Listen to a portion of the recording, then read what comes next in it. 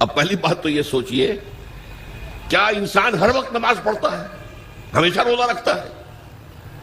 جب اللہ کہہ رہا میں نے تو پیدا ہی کیا میری عبادت کے لیے، کوئی اور کام اگر وہ کر رہا ہے تو وہ میرے مقصد تخلیق کے خلاف کر رہا ہے۔ وَمَا خَلَقْتُ الْجِنَّ وَالْإِنسَ إِلَّا لِيَعْبُدُونِ، میں نے تو جنوں اور انسانوں کو صرف اس لیے پیدا کیا کہ میری عبادت کریں۔ تو اصل میں بات کیا ہے؟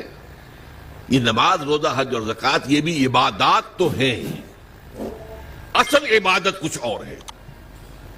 اصل عبادت کیا ہے؟ الحمدللہ وکفا والصلاة والسلام علی عبادہ الذین اصطفیٰ، خصوصاً علی افضلہم وخاتم النبیین محمد الامین وعلی آلہ وصحبہ اجمعین۔ اما بعد فاعوذ باللہ من الشیطان الرجیم، بسم اللہ الرحمن الرحیم۔ رب اشرح لی صدری ویسر لی امری واحلل عقدۃ من لسانی یفقہوا قولی۔ اللہم ربنا الہمنا رشدنا واعذنا من شرور انفسنا، اللہم ارنا الحق حقا وارزقنا اتباعہ وارنا الباطل باطلا وارزقنا اجتنابہ، اللہم وفقنا لما تحب وترضى، آمین یا رب العالمین۔ معزز حاضرین اور محترم خواتین، السلام علیکم ورحمۃ اللہ وبرکاتہ۔ آپ کے علم میں ہے کہ میرا آج کی گفتگو کا عنوان ہے کلمہ طیبہ، اور اس کے حوالے سے یا اس کی روشنی میں ہمارے دینی فرائض۔ بچپن میں مجھے امید ہے کہ بہت سے لوگ خوش نصیب ایسے ہوں گے اس مجمع میں جن کی تعلیم کا آغاز قاعدہ یسرنا القرآن سے ہوا ہو یا نورانی قاعدے سے ہوا ہو، اور پھر اس کے بعد حضرت مولانا مفتی کفایت اللہ رحمۃ اللہ علیہ کے کتابچے تعلیم الاسلام جو ہے انہیں پڑھائے گئے ہوں۔ ظاہر بات ہے کہ آج کل وہ رواج ختم ہو چکا ہے، آج کا ہمارا دور مادہ پرستی کا ہے۔ ہماری تعلیم میں بھی آپ کو معلوم ہے کہ کنڈر گارٹن جو ہے اس سے بات شروع ہوتی ہے، اور ممی اور پاپا یہ الفاظ جو ہیں وہ بچوں کو سکھائے جاتے ہیں۔ اللہ اور اس کے رسول کا نام عام طور پر نہیں پڑھایا جا رہا۔ لیکن یاد ہوگا آپ کو کہ اس سلسلے میں سب سے پہلے ایمان مفصل، ایمان مجمل یاد کرائے جاتے تھے، ایمان کیا کیا ہے۔ پھر 6 کلمے پڑھائے جاتے تھے۔ یہ 6 کلمے یوں سمجھیے کہ اسلام کی تعلیمات کا لب لباب اور خلاصہ ہے۔ ان میں سے پہلے 2 کلمے کیا ہیں جو اہم ترین ہیں؟ کلمہ طیبہ، لا الہ الا اللہ محمد الرسول اللہ صلی اللہ علیہ وسلم۔ یہ مختصر ترین کلمہ ہے، اسے ہم کلمہ طیبہ کہتے ہیں، اور یہ سمجھیے کہ ہمارے دین کی جڑ اور بنیاد اور اساس ہے۔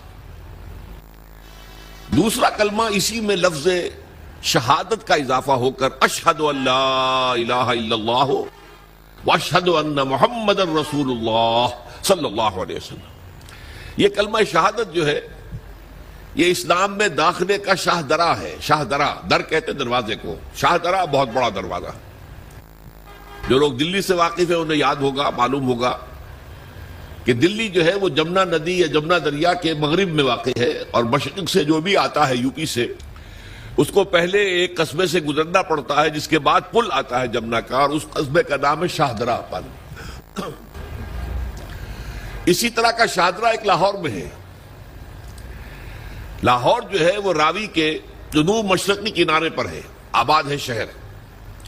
اب جو بھی پشاور سے، سرحد سے، اسلام آباد سے، پورے پنجاب سے لوگ آتے ہیں تو انہیں لاہور میں داخل ہونے کے لیے دریائے راوی کراس کرنا ہوتا ہے، لہذا وہاں بھی ایک قصبہ ہے جس کا نام شاہدرہ ہے۔ شاہدرہ یہ بڑا در ہے کہ جس سے داخل ہو کر آپ دلی میں یا لاہور میں داخل ہوں گے۔ اسی طرح میں نے عرض کیا کہ اسلام میں داخلے کے لیے شاہدرہ جو ہے وہ ہے اشہد ان لا الہ الا اللہ واشہد ان محمد رسول اللہ صلی اللہ علیہ وسلم۔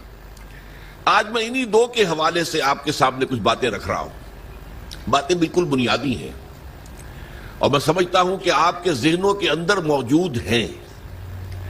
صرف یہ ہے کہ آپ نے شاید زیادہ کبھی شعوری طور پر توجہ نہ دی ہو اور ان کے بارے میں کہیں گہرا غور و فکر نہ کیا ہو۔ دیکھیے پہلا جز کیا ہے؟ لا الہ الا اللہ، کلمہ توحید ہے یہ، اللہ کے سوا کوئی معبود نہیں۔ اب اس کا تقاضا کیا ہے؟ اور دوسرا جز ہے محمد الرسول اللہ صلی اللہ علیہ وسلم، اس کا تقاضا کیا ہے؟ اللہ کے سوا کوئی معبود نہیں، معبود برحق صرف اللہ ہے۔ اس کا کیا مطلب ہے؟ عبادت صرف اس کی ہوگی، کوئی معبود نہیں اللہ کے سوا، عبادت اسی کی ہوگی۔ اس عبادت کا مفہوم کیا ہے؟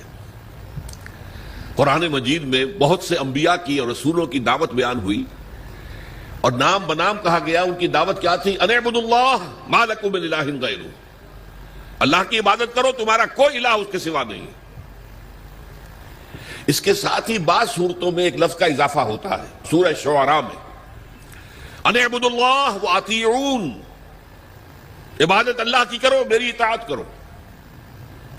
تو اللہ کی عبادت کیا ہے جس کے لیے سورہ زاریات میں فرمایا وَمَا خَلَقْتُ الْجِنَّ وَالْإِنسَ إِلَّا لِيَعْبُدُونَ، میں نے نہیں پیدا کیا ہے جنوں اور انسانوں کو مگر صرف اس لیے کہ میری عبادت کریں۔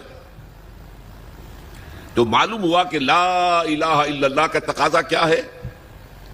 ہمہ تن ہمہ وقت اللہ کی عبادت۔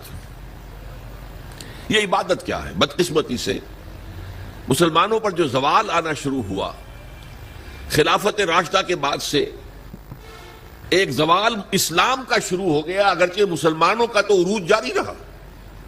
دور بنو امیہ میں، دور بنو عباس میں دنیاوی اعتبار سے سطوت، شان اور شوکت بڑھتی چلی گئی، لیکن اسلام جو ہے اس کے اندر زوال شروع ہو گیا۔ سب سے پہلا زوال کیا آیا؟ وہ خلافت کہ جو مسلمانوں کو اپنے میں سے کسی بہترین شخص کا انتخاب کر کے جس کا تعین ہونا چاہیے تھا، وہ خلافت موروثی عہدہ بن گئی، خاندانی بات بن گئی، قبائلی بات بن گئی۔ یہ ہمارے زوال کا پہلا مظہر تھا۔ بہرحال اس کے بعد رفتہ رفتہ ہمارے تصورات بھی کچھ محدود ہوتے چلے گئے، ہوتے ہوتے بات یہاں تک پہنچی کہ عبادت کا مطلب ہے نماز، روزہ، حج اور زکوٰۃ۔ اب پہلی بات تو یہ سوچئے، کیا انسان ہر وقت نماز پڑھتا ہے، ہمیشہ روزہ رکھتا ہے؟ جب اللہ کہہ رہا میں نے تو پیدا ہی کیا میری عبادت کے لیے، کوئی اور کام اگر وہ کر رہا ہے تو وہ میرے مقصد تخلیق کے خلاف کر رہا ہے۔ وَمَا خَلَقْتُ الْجِنَّ وَالْإِنسَ إِلَّا لِيَعْبُدُونَ، میں نے تو جنوں اور انسانوں کو صرف اس لیے پیدا کیا کہ میری عبادت کریں۔ تو اصل میں بات کیا ہے؟ یہ نماز، روزہ، حج اور زکوٰۃ یہ بھی عبادات تو ہیں، اصل عبادت کچھ اور ہے۔ اصل عبادت کیا ہے؟ عبد کہتے ہیں غلام کو۔ غلام پچھلے زمانے کا تصور کیجئے، یہ ایسا نہیں تھا جیسے آپ کسی کو ملازم رکھ لیں۔ آج امپلائر امپلائی ریلیشن شپ یہ اور ہے۔ آپ نے کسی کو ملازم رکھا ہے، فرض کیجئے دہاڑی پر رکھا ہے، وہ 8 گھنٹے کام کرے گا، پھر چھٹی کرے گا، اس کے بعد وہ آپ کا کوئی تابع نہیں ہے، آپ کا غلام نہیں ہے، بلکہ آپ کا بھی ایک ہی ووٹ ہوگا، جب الیکشن ہوگا اس کا بھی ایک ہی ووٹ ہوگا۔ تو اصل میں غلام جو ہوتا تھا وہ ہمہ وقت، ہمہ تن، ہمہ جہد، ہمہ وجوہ بندگی کرتا تھا، اطاعت کرتا تھا۔ ملازم کہہ سکتا تھا کہ میرے تو اوقات ختم ہو گئے۔ آپ نے کسی کو رکھا خانسامہ کی حیثیت سے، اور فرض کیجئے ابھی فلش سسٹم نہیں آیا تھا تو بیت الخلاء جو ہے آپ جس طرح کے ہوتے تھے سب کو یاد ہے۔ کسی دن بھنگن نہیں آئی، آپ کہیں اس سے خانسامہ سے کہ ذرا جاؤ بیت الخلاء صاف کراؤ، وہ صاف کہے گا صاحب میں تو خانسامہ ہوں، میں آپ کو کھانا پکا کر دینے کا پابند ہوں، میں یہ آپ کا بیت الخلاء صاف کرنے کا تو پابند نہیں ہوں، کہے گا کہ نہیں کہے گا؟ لیکن غلام نہیں کہہ سکتا۔ غلام تو ملکیت ہے، وہ 24 گھنٹے کا مطیع ہے، جو کام کہا جائے کرنے پر مجبور ہے، انکار نہیں کر سکتا۔ اور آپ کو معلوم ہو ایک اور بات ہونی چاہیے کہ غلام تو خود مملوک ہوتا ہے، اس کی ملکیت کوئی نہیں ہوتی۔ آقا نے کوئی اگر کوٹھڑی دے دی ہے کہ تم رات کو اس میں سو جایا کرو تو کیا وہ اس کوٹھڑی کا مالک ہو گیا؟ آقا نے کوئی چارپائی دے دی ہے اس پر سویا کرو تو کیا چارپائی کا مالک ہو گیا؟ نہیں، قطعاً نہیں، خود مملوک ہے۔ اور پچھلے زمانے میں غلاموں کا معاملہ کیا تھا؟ آقا جب چاہے ذبح کر دے، قتل کر دے، کوئی مقدمہ نہیں بنے گا، نہ 302 کا نہ 304 کا۔ کیوں؟ جیسے آپ کی بکری آپ کی ملکیت تھی، آپ نے ذبح کیا، گوشت کھا لیا، کوئی پوچھ سکتا آپ سے؟ میری بکری تھی بھائی، میں نے ذبح کیا۔ Who are you to ask me؟ اسی طرح غلام میری ملکیت ہے، میں نے قتل کر دیا، میں نے اپنا نقصان کیا ہے نا۔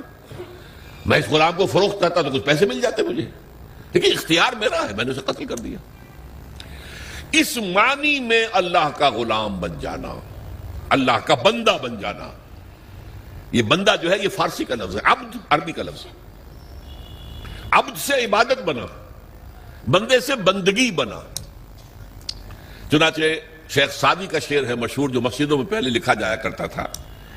آج کل تو ہمارا نئی قسم کی مسجدوں کے ڈیزائن بنتے ہیں نا، پچھلے زمانے میں کیا ہوتا تھا؟ اس در کے اوپر چوکٹا بنا ہوا ہے، روز محشر کے جانگ اداس بود، اولی پرسش نماز بود۔ وہ قیامت کا دن جو بہت سخت ہے، پہلا حساب نماز کا ہوگا۔ اور یہ شعر میں لکھا ہوتا تھا، زندگی آمد برائے بندگی، زندگی بے بندگی شرمندگی۔ یہ زندگی ہمیں ملی ہی بندگی کے لیے ہے، وَمَا خَلَقْتُ الْجِنَّ وَالْإِنسَ إِلَّا لِيَعْبُدُونِ۔ تو اگر ہم بندگی نہیں کرتے اللہ کی تو شرمندگی ہی شرمندگی ہے، گویا کہ ہم اپنے مقصد تخلیق کو تو پورا نہیں کر رہے۔ آپ نے قلم بنایا تھا لکھنے کے لیے، لکھتا نہیں ہے تو اٹھا کے پھینک دیں گے، آپ اس کو کوڑے میں ڈالیں گے۔ لہذا انسان کی تخلیق اور جنوں کی تخلیق بندگی کے لیے ہوئی۔ زندگی آمد برائے بندگی، زندگی بے بندگی شرمندگی۔ یہ ہما وقت، ہما تن، ہما وجوہ، ہما جہد اللہ کی اطاعت، یہ ہے عبادت۔ اس عبادت کے لیے عبادات ہمیں دی گئی ہے۔ جیسے یہ اگر کھڑا ہوا ہے شامیانہ تو آپ نے دیکھا یہ جو بانس کھڑے ہوئے ہیں، یہ عبادت جو ہے اس کی چھت سمجھ لیجئے 4 ستونوں پر کھڑی ہے، نماز، روزہ، حج، زکوٰۃ۔ نماز کس لیے؟ تاکہ 5 مرتبہ تازہ کر لو اللہ سے عہد بندگی، ایاک نعبد و ایاک نستعین۔ کہیں بھول مت جانا، صبح ہوئی ہے پہلے اپنا اللہ سے بندگی کا عہد تازہ کر لو، پھر دکان پہ جانا، پھر دفتر میں جانا، اور پھر دوپہر میں پھر نکلو، پھر تازہ کرو۔ وہ آپ کا لنچ آور ہوگا لیکن اس میں اللہ کو پہلے یاد کرو۔ پھر جب بہت زیادہ ایکٹیویٹی کا ٹائم ہوتا ہے شام کا، پھر یاد کرو اللہ کو عصر کے وقت، پھر مغرب کے وقت، پھر رات کو عشاء۔ 5 دفعہ یاد کرو اقم الصلاۃ لذکری، کہ تمہیں یہ بات یاد رہے کہ ہم اللہ کے بندے ہیں اور ہمارا کام بندگی ہے، ہما تن، ہما وجوہ، ہما وقت اللہ کی عبادت۔ روزہ کیوں دیا؟ تاکہ نفس کے اندر جو شیطنت ہے، ان النفس لامارۃ بالسوء، اس نفس کو کنٹرول کرنے کی عادت ہو جائے۔ بھوک برداشت کرو، کسی وقت کھانے کو حلال چیز نہیں مل رہی تو بھوک برداشت کرو، فوراً کسی حرام شے کے اندر منہ نہ مار دو، تمہارے اندر عادت ہونی چاہیے۔ پیاس شدید لگی ہوئی ہے تو اگر کوئی صحیح مشروب نہیں ہے تو ایسا نہ کرو کہ اب کیا کریں، یہاں پر تو سوائے جو شراب کا کچھ ملتا ہی نہیں تو لو شراب ہی پینا ہے۔ اس کے لیے مشق کرانے کے لیے 30 دن صبح سے شام تک جائز مشروب بھی نہ پیو، جائز کھانا بھی نہ کھاؤ، تاکہ تمہارے اندر صلاحیت پیدا ہو جائے کہ باقی 11 مہینوں میں ناجائز سے تو بچو۔ یہ ہے عبادت کے ساتھ ان عبادات کا تعلق۔ ایک بڑی ہمارے اندر جو ہے نفس کی خواہش، دولت پرستی، اس کو نکالنے کے لیے صدقہ، خیرات، انفاق، خرچ کرو خرچ کرو خرچ کرو، تاکہ یہ دولت کی محبت دل میں سے کھرچی جائے۔ اور یہ تینوں حکمتیں جمع کرنی ہے حج کے اندر۔ حج میں احرام کے اندر پابندیاں ہوتی ہیں، وہ روزے کے مشابہ ہیں، بڑی رقم خرچ ہوتی ہے، یہ زکوٰۃ و صدقات کے مشابہ ہو گئی۔ اس میں تلبیہ ہوتا ہے، لبیک اللہم لبیک لبیک لا شریک لک لبیک ان الحمد والنعمت لک والملک لا شریک لک، یہ اللہ کا ذکر ہو رہا ہے۔ تو ذکر اور انفاق اور نفس کو کنٹرول کرنا، یہ تینوں چیزیں جمع کر دی حج میں، وہ جامع عبادات، جامع العبادات۔ لیکن ان عبادتوں کے اوپر چھت آئے گی اسلام کی پوری، ہما جہت، ہما وقت اللہ کی بندگی، اللہ کی اطاعت۔ یہ جو عبادت ہے، ایک بات اور نوٹ کر لیجئے، یہ عبادت جو ہے زبردستی بھی دنیا میں کرائی جاتی رہی۔ مثلا بنی اسرائیل پر فرعون مسلط تھا، اپنے احکام منواتا تھا کہ نہیں؟ ہم پر انگریز حاکم تھا، اپنا قانون نافذ کرتا تھا کہ نہیں؟ تم اپنے قانون رکھو گھروں میں. تمہارے کتاب میں لکھا چور کے ہاتھ کاٹو، ہم نہیں کاٹیں گے. تمہاری سنت ہے رسول کی، شادی شدہ ہو زانی یا زانیہ اس کو رجم کرو، غیر شادی شدہ 100 کوڑے لگاؤ اور اعلان برسر عام لگاؤ. جاؤ رکھو اپنے گھر میں، آیتیں پڑھ لیا کرو، ثواب لے لیا کرو. یہاں تو ہمارا قانون چلے گا. اور ہم اطاعت کرتے تھے کہ نہیں؟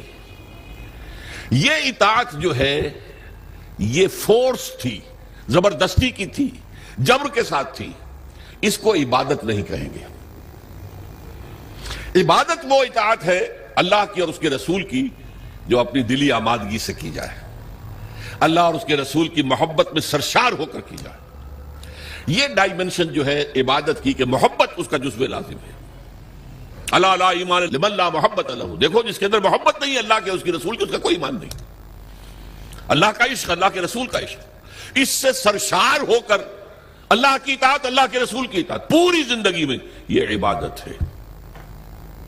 اور اس میں نوٹ کیجئے، اس عبادت میں اللہ کی اطاعت بھی ہے، رسول کی اطاعت بھی ہے. نماز آپ پڑھتے ہیں کیسے پڑھتے ہیں؟ جیسے رسول نے سکھائی صلی اللہ علیہ وسلم. سلو کما رہے تو مونی اسلی، نماز ایسے پڑھو جیسے مجھے دیکھتے ہو کہ میں پڑھتا ہوں. صحابہ نے حضور کو دیکھا، تابعین نے صحابہ کو دیکھا، تبع تابعین نے تابعین کو دیکھا. یہ نسل بعد نسل تو نظام جو بنتا ہے عبادت کا، اس میں اللہ کی اطاعت بھی ہے اور اللہ کے رسول کی اطاعت. اطیعوا اللہ و اطیعوا الرسول بار بار قرآن میں آتا ہے، بار بار آتا ہے. اور میں نے آپ کو بتایا کہ بہت سے رسولوں کی دعوت تو آئی ان اعبدوا اللہ ما لکم من الہ غیرہ، لیکن اسی کو دوسری جگہ پر بیان کیا گیا ان اعبدوا اللہ واطیعون، اللہ کی عبادت کرو اور میری اطاعت کرو. تو ہمہ تن، ہمہ وقت، ہمہ وجوہ اللہ کی بندگی، اللہ کی اطاعت رسول کے طریقے پر، یہ ہے عبادت. اس کے لیے ہمیں پیدا کیا گیا.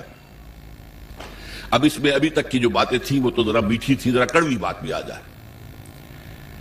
اگر جزوی اطاعت ہوگی تو وہ اللہ کے ہاں قبول نہیں ہے، وہ منہ پر دے ماری جاتی ہے.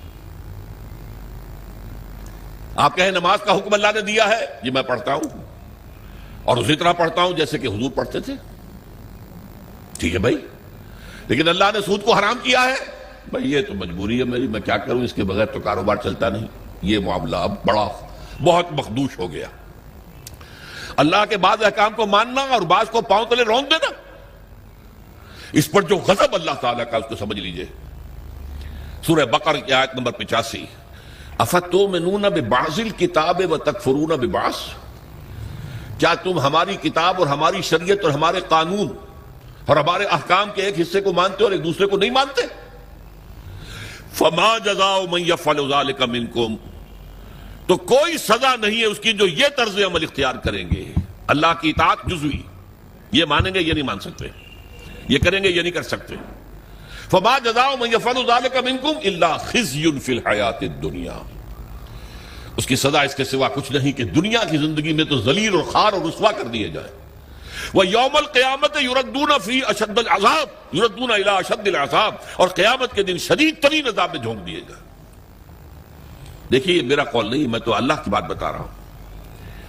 پہلا حصہ آج پوری دنیا میں ہمیں نظر آ رہا ہے، ہم ذلیل و خوار ہیں. شاعر کہتے رہے ہیں آج کیوں ذلیل کے کل تک نہ تھی پسند، گستاخی فرشتہ ہماری جناب میں. دنیا میں ہر مسلمان جو ہے، ہر انسان چوتھا یا پانچواں انسان مسلمان ہے.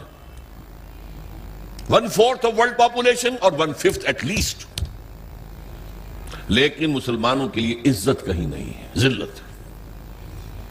دنیا کے معاملات میں ہم سے کوئی رائے نہیں لیتا. غزنوی پرسد کے بھیا کشتی تم کون ہو؟ بھائی اب G7 بیٹھیں گے، فیصلہ کریں گے. G8 ہوں گے، G9 ہوں گے، G13 ہوں گے، G15 ہوں گے، یا یہ کہ سیکیورٹی کونسل ہوگی UN کی، وہ فیصلہ کریں گے تم کون ہو.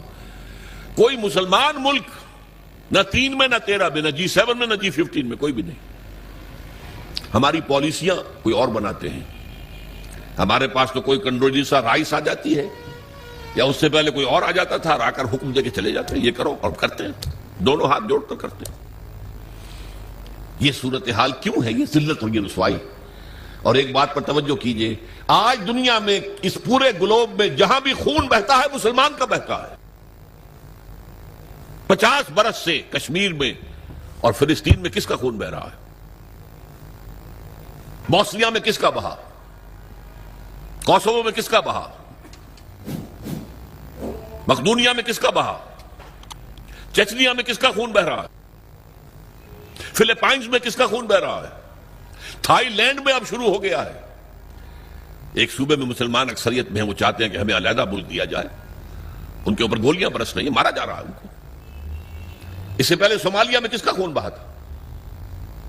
نوٹ کر لیجئے، آج اس کرۂ ارضی پر خون جہاں بہ رہا ہے وہ مسلمان کا. افغانستان میں لاکھوں مار دیے، اور آپ کو معلوم ہے کہ عراق کے اندر کتنے لاکھ مار دیے گئے، کچھ اندازہ ہی نہیں، اور ابھی تک معاملہ چل رہا ہے. یہ ذلت و رسوائی کیوں ہے؟ کہ ہم اپنی پوری زندگی میں اللہ کی بندگی نہیں کر رہے. لہذا اللہ نے کہا ذلت رسوائی، ضربت علیہم الذلۃ والمسکنہ. اب ذلت اس دنیا میں، تذلل اور ذلت، یہ تمہارا مقدر ہے، یہ سزا ہے اللہ کی. بش کا باپ کچھ نہیں کر سکتا، شیرون کا باپ کچھ نہیں کر سکتا جب تک کہ اذن رب نہ ہو، پتہ نہیں ہل سکتا جب تک کہ اذن رب نہ ہو. کیوں ہو رہا ہے یہ اللہ کی سزا ہے. فما جزاء من يفعل ذلك منكم الا خزي في الحياة الدنيا ويوم القيامة يردون الى اشد العذاب. جو لوگ بھی یہ روش اختیار کریں کہ دین کا ایک حصہ قبول سر آنکھوں پر اور ایک حصہ پاؤں تلے، ان کی سزا اس کے سوا کچھ نہیں کہ دنیا کی زندگی میں ذلیل و خوار کر دیے جائے، اور آخرت کی زندگی میں قیامت کے دن شدید ترین عذاب میں جھونک دیے جائے. یہ طرز عمل اللہ کو کافروں کے مقابلے میں، اگر مسلمان یہ طرز عمل کریں گے تو کافروں سے بدتر ہے اللہ کی نگاہ میں.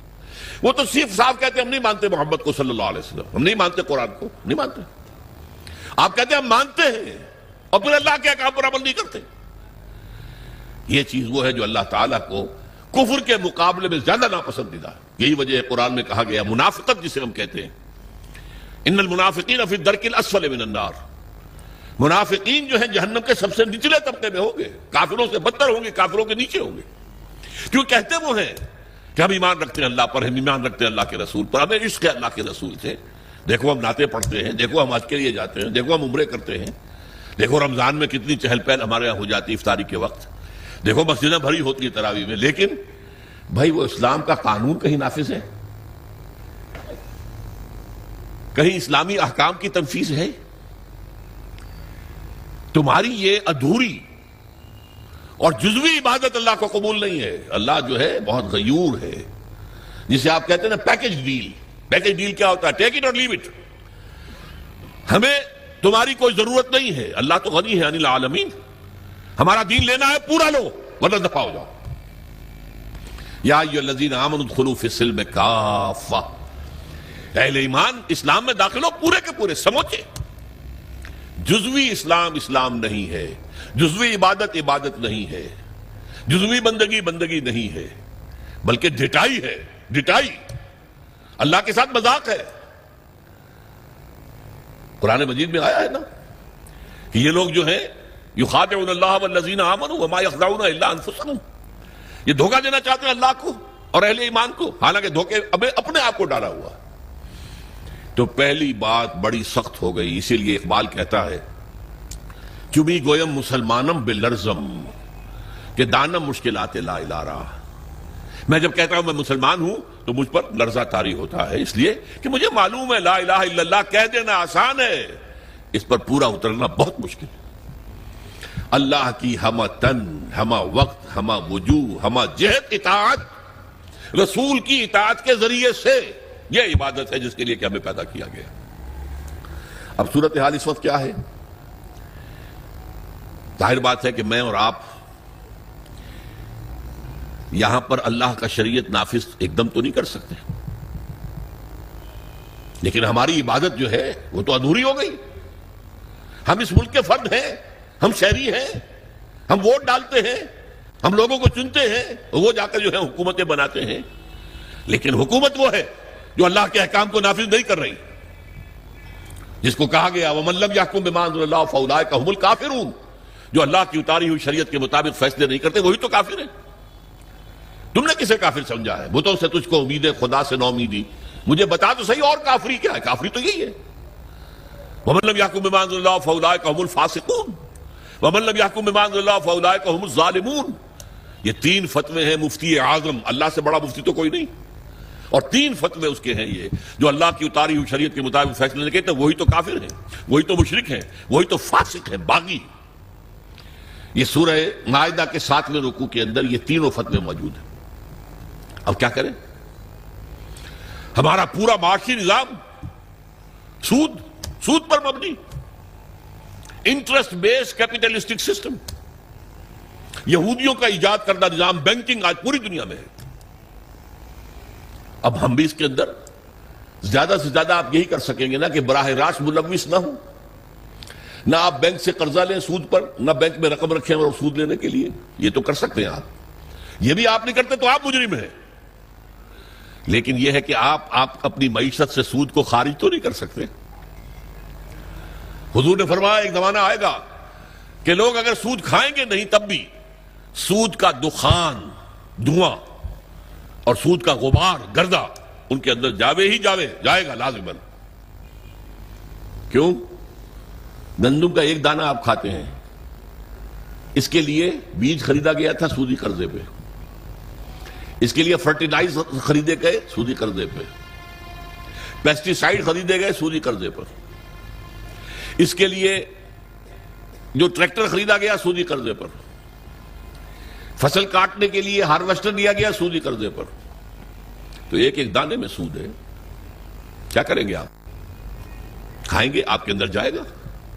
اور حضور نے 2 الفاظ ایسے استعمال کیے، دخان یا غبار۔ کبھی کبھی آپ کو معلوم ہے کہ فضا میں ایک گردہ سا چھا جاتا ہے پوری فضا میں، اب آپ کیا کریں گے؟ سانس لینا بند کر دیں گے؟ سانس لیں گے تو مریں گے، بند کر دیں گے تو مریں گے۔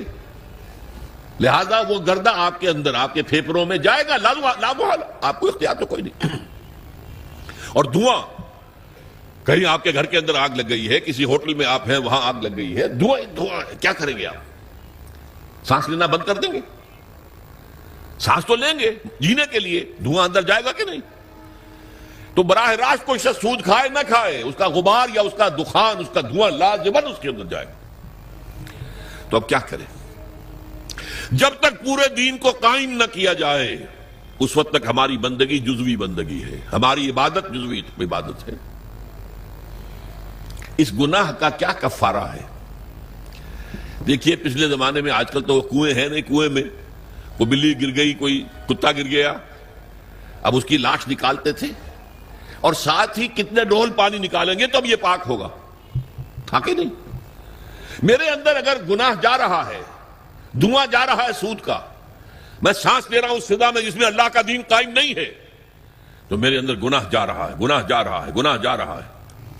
اس کا کفارہ کیا ہوگا؟ اس کو صفائی کیسے کریں گے؟ تن من دھن لگا دو اللہ کے دین کو قائم کرنے کے لیے۔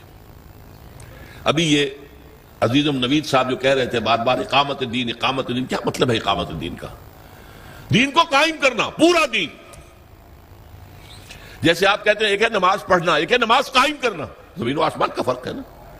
اقیم الصلاۃ، اقیم الصلاۃ، اقیم الصلاۃ، یہ قیام جو ہے نماز کا نظام کا، اس کے لیے مسجدیں تعمیر ہوتی ہیں، اس کے لیے امام اور خطیب رکھے جاتے ہیں، وہاں پر بر وقت جماعت ہوتی ہے، ایک امام کے پیچھے کھڑے ہو کر ہم نمازیں پڑھتے ہیں، یہ نماز کا نظام ہے۔ اسی طریقے سے دین کا نظام، اقیم الدین، دین کو قائم کرو، اور اسی کو کہا وَيَكُونَ الدِّينُ كُلُّهُ لِلَّهِ، دین پورا کا پورا اللہ کا ہو جائے۔ فوجداری قوانین بھی اسی کے ہوں، دیوانی قوانین بھی اسی کے ہوں، وراثت کا قانون بھی اسی کا ہو، سود کو جڑ سے نکال کے پھینکا جائے، بیع و شرع کی جو حرام شکلیں ہیں ان کو ختم کیا جائے، جوئے کا خاتمہ کیا جائے، بے پردگی بے حیائی کا خاتمہ کیا جائے۔ یہ سارا کام اگر آپ کریں تو اس میں جو تن لگے گا، جو من لگے گا، جو آپ کا دھن لگے گا، جو آپ کا وقت لگے گا، یہ کفارہ ہے کہ جزوی بندگی کی وجہ سے جو گناہ ہو رہا ہے اس کا کفارہ ہو جائے گا۔ اگر آپ یہ نہیں کرتے تو اس کا مطلب یہ کہ آپ بھی اسی نظام کے حامی ہیں۔ وہ دیکھیے جو کہا تھا نا بش نے یا اس کے سیکریٹری پاول نے، یہ 11 ستمبر 2001 کو، آر یو ود اس اور اگینسٹ اس، یاد ہے؟ اور ہمارا کمانڈو صدر، اور وہ پتاشے کی طرح بیٹھ گیا تھا آپ کے ساتھ۔ جی اللہ بھی یہ کہتا ہے تم میرے ساتھ ہو یا میرے خلاف ہو، نو گرے ایریا ان بٹوین، یا میرے ساتھ ہو، میرے وفادار ہو، تو جتنے دین پر عمل کر سکتے ہو اتنے پر تو کرو نا۔ نمبر 1، آخر سود سے، غبار سے نہیں بچ سکتے، براہ راست تو سود سے بچو۔ نہ سود پہ رقم رکھ کر کھاؤ اور نہ سود پر رقم لے کر اپنا کاروبار بڑھاؤ، اپنی بلڈنگیں جو ہے اور اونچی کرو، یہ تو کر سکتے ہو نا۔ پردہ تو اپنے گھر میں راج کر سکتے ہو کہ نہیں؟ اللہ کا شکر ہے ابھی پاکستان میں تو کوئی ایسا ڈکٹیٹر نہیں آیا۔ اگر کچھ زیادہ وقت مل گیا ہماری شامت اعمال سے اس شخص پرویز مشرف کو، تو شاید وہ وقت بھی آ جائے کہ پردے پر پابندی کر دی جائے، کوئی عورت برقع نہیں پہنے گی۔ ہو چکا ہے دنیا میں، محسن ممالک میں ہوا۔ مصطفیٰ کمال پاشا جو آئیڈیل ہے اس کا، اس نے یہی تو کیا تھا، پردہ ختم، انگریزی لباس پہننا لازم، عربی میں نہیں اذان دے سکتے ہو نہ نماز پڑھ سکتے، ترکی زبان میں نماز پڑھو، ترکی زبان میں اذان۔ یہ سارا کمال عطا ترک نے کیا تھا، اور اس نے آتے ہی کہا تھا کہ میرا آئیڈیل وہ ہے۔ یہ تو اللہ کو معلوم ہے کل کیا ہونا ہے۔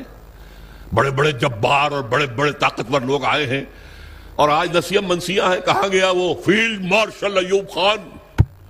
کہاں گیا وہ یحییٰ خان؟ کہاں گیا بھٹو؟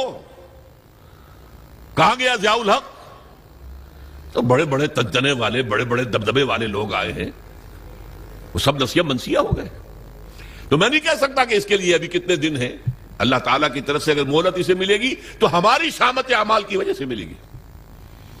اس لیے کہ حضور نے فرمایا ہے، کس قدر پیاری حدیثیں یاد آ گئی، اعمالکم اموالکم، تمہارے اپنے عمل تم پر حاکم ہو جاتے ہیں۔ تم خود بے ایمانی کرتے ہو تو بے ایمانی تمہارے حاکم ہوں گے، تم خود سودی لین دین میں ملوث ہو تو سود کا نظام ہی تمہارے اوپر رہے گا۔ اعمالکم اموالکم، اور ایک اور حدیث میں آیا ہے، کما تکونون کذالک یؤمر علیکم، جیسے تم خود ہوگے ویسے تمہارے حکمران جو ہے وہ حاکم بنا دیے جائیں۔ اسی لیے جو نوید صاحب کہہ رہے تھے، پہلے اپنے آپ کو بدلو۔ ان اللہ لا یغیر ما بقوم حتی یغیروا ما بانفسہم، خدا نے آج تک اس قوم کی حالت نہیں بدلی، نہ ہو جس کو خیال آپ اپنی حالت کے بدلنے کا۔ اس کے لیے کیا طریقہ کار ہوگا وہ میں بعد میں عرض کروں گا۔ ابھی میں نے 2 نقطے بتائے۔ لا الہ الا اللہ کا تقاضا کیا ہے؟ اللہ کی ہمتن، ہمہ وقت، ہمہ وجوہ، ہمہ جہت، اطاعت رسول کے ذریعے، اسی کا نام عبادت ہے۔ اسی کے لیے اللہ فرماتا ہے کہ جنوں اور انسانوں کو میں نے پیدا کیا۔ جیسے میں نے کہا تھا نماز تو ہر وقت نہیں پڑھتے آپ، جو پابندی سے پڑھتا ہے وہ بھی 2-2.5 گھنٹے ہی 24 گھنٹے میں لگتے ہوں گے نا اس کے نماز میں، باقی 21.5 گھنٹے کیا کرے گا؟ عبادت کرے گا، یعنی جو کام کرے گا شریعت کے دائرے میں کرے گا، یہی عبادت ہو رہی ہے۔ کمائی کرے گا حلال ذریعے سے کرے گا، کھانا کھائے گا حلال کھائے گا۔ یہ پوری زندگی کے تمام کام عبادت ہیں اگر اللہ کے قانون کے مطابق کیے جائیں، یہی بغاوت ہیں اگر اللہ کے قانون کے خلاف کیے جائیں۔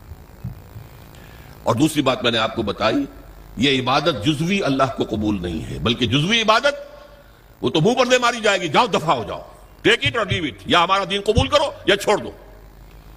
اس کا جزوی معاملہ نہیں ہو سکتا۔ 50% مانتے ہیں یا 30% یا 33%، چلو 33% پہ پاس ہو جاتے ہیں نا بچے، ہمیں بھی 33% پہ پاس کر دو۔ اللہ کے ہاں یہ بات نہیں ہے، ٹیک اٹ اور لیو اٹ۔ اور اس کا عبادت کا حق صحیح معنی میں کب ادا ہوگا؟ جب پورا نظام اللہ تعالیٰ کے حکم کے مطابق قائم کر دیا جائے، تعزیرات ہوں، سزائیں ہوں اللہ کی شریعت کے مطابق ہوں، دولت کی تقسیم ہو معاشرے میں اللہ کے قانون کے مطابق ہو، اللہ کا نظام پوری زندگی کے اوپر غالب ہو جائے۔ اس کی جد و جہد اگر آپ کریں گے، اس کی کوشش کریں گے، اس میں تن من دھن لگائیں گے، تو یہ اس گناہ کا کفارہ ہو جائے گا جو ایک باطل نظام کے تحت رہنے سے خود بخود ہمارے اندر جا رہا ہے۔ گناہ جا رہا ہے، سود جا رہا ہے، ہر سانس کے ساتھ کفر جا رہا ہے ہمارے اندر۔ وَمَن لَّمْ يَحْكُم بِمَا أَنزَلَ اللَّهُ فَأُولَٰئِكَ هُمُ الْكَافِرُونَ۔ تو یہ 2 باتیں واضح ہو گئیں، لا الہ الا اللہ کا تقاضا کیا ہے اور اس کی تکمیل کب ہوتی ہے؟ جبکہ پورا نظام زندگی اللہ کے قانون کے مطابق قائم ہو جائے۔ اب آئیے محمد الرسول اللہ صلی اللہ علیہ وسلم، اس کا تقاضا کیا ہے؟ دیکھیے پہلی تو بات ہے اطاعت، رسول کی بھی اطاعت ہوگی، اطیعوا اللہ واطیعوا الرسول، اطاعت کرو اللہ کی، اللہ کے رسول کی۔ لیکن اس کو میں نے شامل کر دیا عبادت کے اندر۔ اللہ کی اطاعت رسول کی اطاعت کے ذریعے سے ہوگی، تو اس کو بریکٹ کر دیا میں نے، اللہ کی اطاعت رسول کی اطاعت، یہ مل کر عبادت بن گئے۔ دوسرا اصل تقاضا کیا ہے بحیثیت امت، یہ سمجھ لیجیے آپ۔ رسول کس لیے بھیجے جاتے تھے؟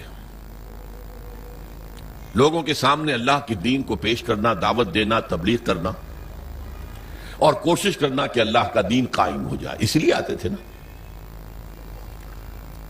اب حضور پر رسالت اور نبوت ختم، انسان تو ختم نہیں ہو گئے، ان کو یہ دعوت کون دے گا؟ اب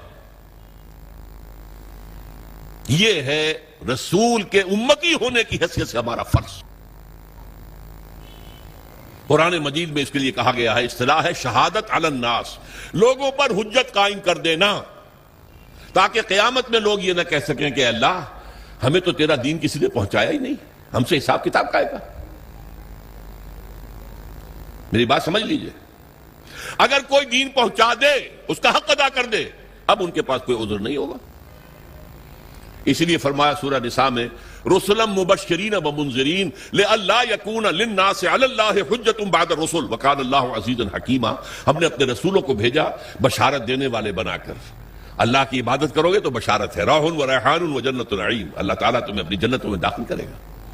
اللہ کی عبادت سے سرکشی کرو گے تو پھر جہنم ہے، فماواہ جہنم وساءت مصیرا، اس کا ٹھکانہ جہنم ہے۔ تو وہ بشیر بھی تھے، نذیر بھی تھے، لیکن حاصل کیا تھا؟ لئلا یکون للناس علی اللہ حجۃ بعد الرسل، رسولوں کے آنے کے بعد لوگوں کے پاس کوئی عذر باقی نہ رہ جائے۔ اللہ ہمیں معلوم نہیں تھا، نہیں، ہر امت کے خلاف اس کا رسول کھڑا ہو کر گواہی دے گا پہلے قیامت کے دن، جسے آپ کہتے ہیں سرکاری گواہ، پروزیکیوشن وٹنس۔ اے اللہ تیرا جس پیغام آیا تھا میرے پاس، میں نے انہیں پہنچا دیا تھا، اب اگر انہوں نے عمل نہیں کیا تو یہ ذمہ دار ہے۔ دے کانٹ پلیڈ اگنورنس، یہ نہیں کہہ سکتے ہمیں تو بتایا ہی نہیں گیا، میں نے بتا دیا تھا۔ یہ ہے ان کے خلاف شہادت بڑھے گی کہ اب یہ ذمہ دار ہے۔ بہت سادہ سی بات آپ کو سمجھا دوں مثال سے، آپ اپنے کسی عزیز کو کوئی پیغام بھیجتے ہیں، کل شام تک یہ کام میرا ضرور کر دینا، کر دینا، کر دینا، کر دینا، ورنہ مجھے بہت نقصان ہو جائے گا۔ کسی آپ نے ایلچی کے ہاتھوں، پیغام بر کے ہاتھوں یہ پیغام بھیجا، وہ کام نہیں ہوا، آپ کا نقصان ہو گیا۔ اب آپ غصے میں بھرے ہوئے اپنے اس عزیز کے پاس گئے، میں نے تمہیں یہ پیغام بھیجا تھا، تم نے یہ کام نہیں کیا، میرے نقصان کا ذمہ دار کون ہے؟ تم ہو۔ اگر وہ یہ کہہ دے بھائی مجھے تو آپ کا پیغام کسی نے پہنچایا ہی نہیں، اب کوئی غصہ آپ کا رہ جائے گا اس کے خلاف؟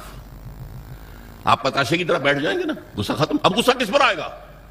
اس پیغامبر پر آؤ، بھلے آدمی تجھے میں نے پیغامبر بنایا تھا کہ پیغام پہنچانا، تم نے نہیں پہنچایا، میرے نقصان کے ذمہ دار تم ہو۔ تو یہ پیغام رسانی کا منصب کتنا نازک ہے، کتنا نازک ہے، کتنا نازک ہے۔ اگر آپ نے پیغام پہنچا دیا، آپ فارغ ہو گئے، بری ہو گئے، وہ ذمہ دار ہیں۔ اگر آپ نے نہیں پہنچایا تو آپ مجرم ہیں، وہ نہیں ہے۔ اسی لیے کہا گیا سورہ اعراف کے شروع میں، فَلَنَسْأَلَنَّ الَّذِينَ أُرْسِلَ إِلَيْهِمْ وَلَنَسْأَلَنَّ الْمُرْسَلِينَ، ہم پوچھ کر رہیں گے ان سے بھی جن کے طرف ہم نے رسولوں کو بھیجا، اور ہم پوچھ کر رہیں گے رسولوں سے بھی۔ پہلے رسولوں سے کہا جائے تم نے پہنچا دیا تھا، اب وہ کہیں گے کھڑے ہو، اللہ میں نے پہنچا دیا تھا۔ پھر کہیں گے اچھا اب تم بات کرو، تم نے پیغام میرا پہنچ گیا تھا، کتنا عمل کیا؟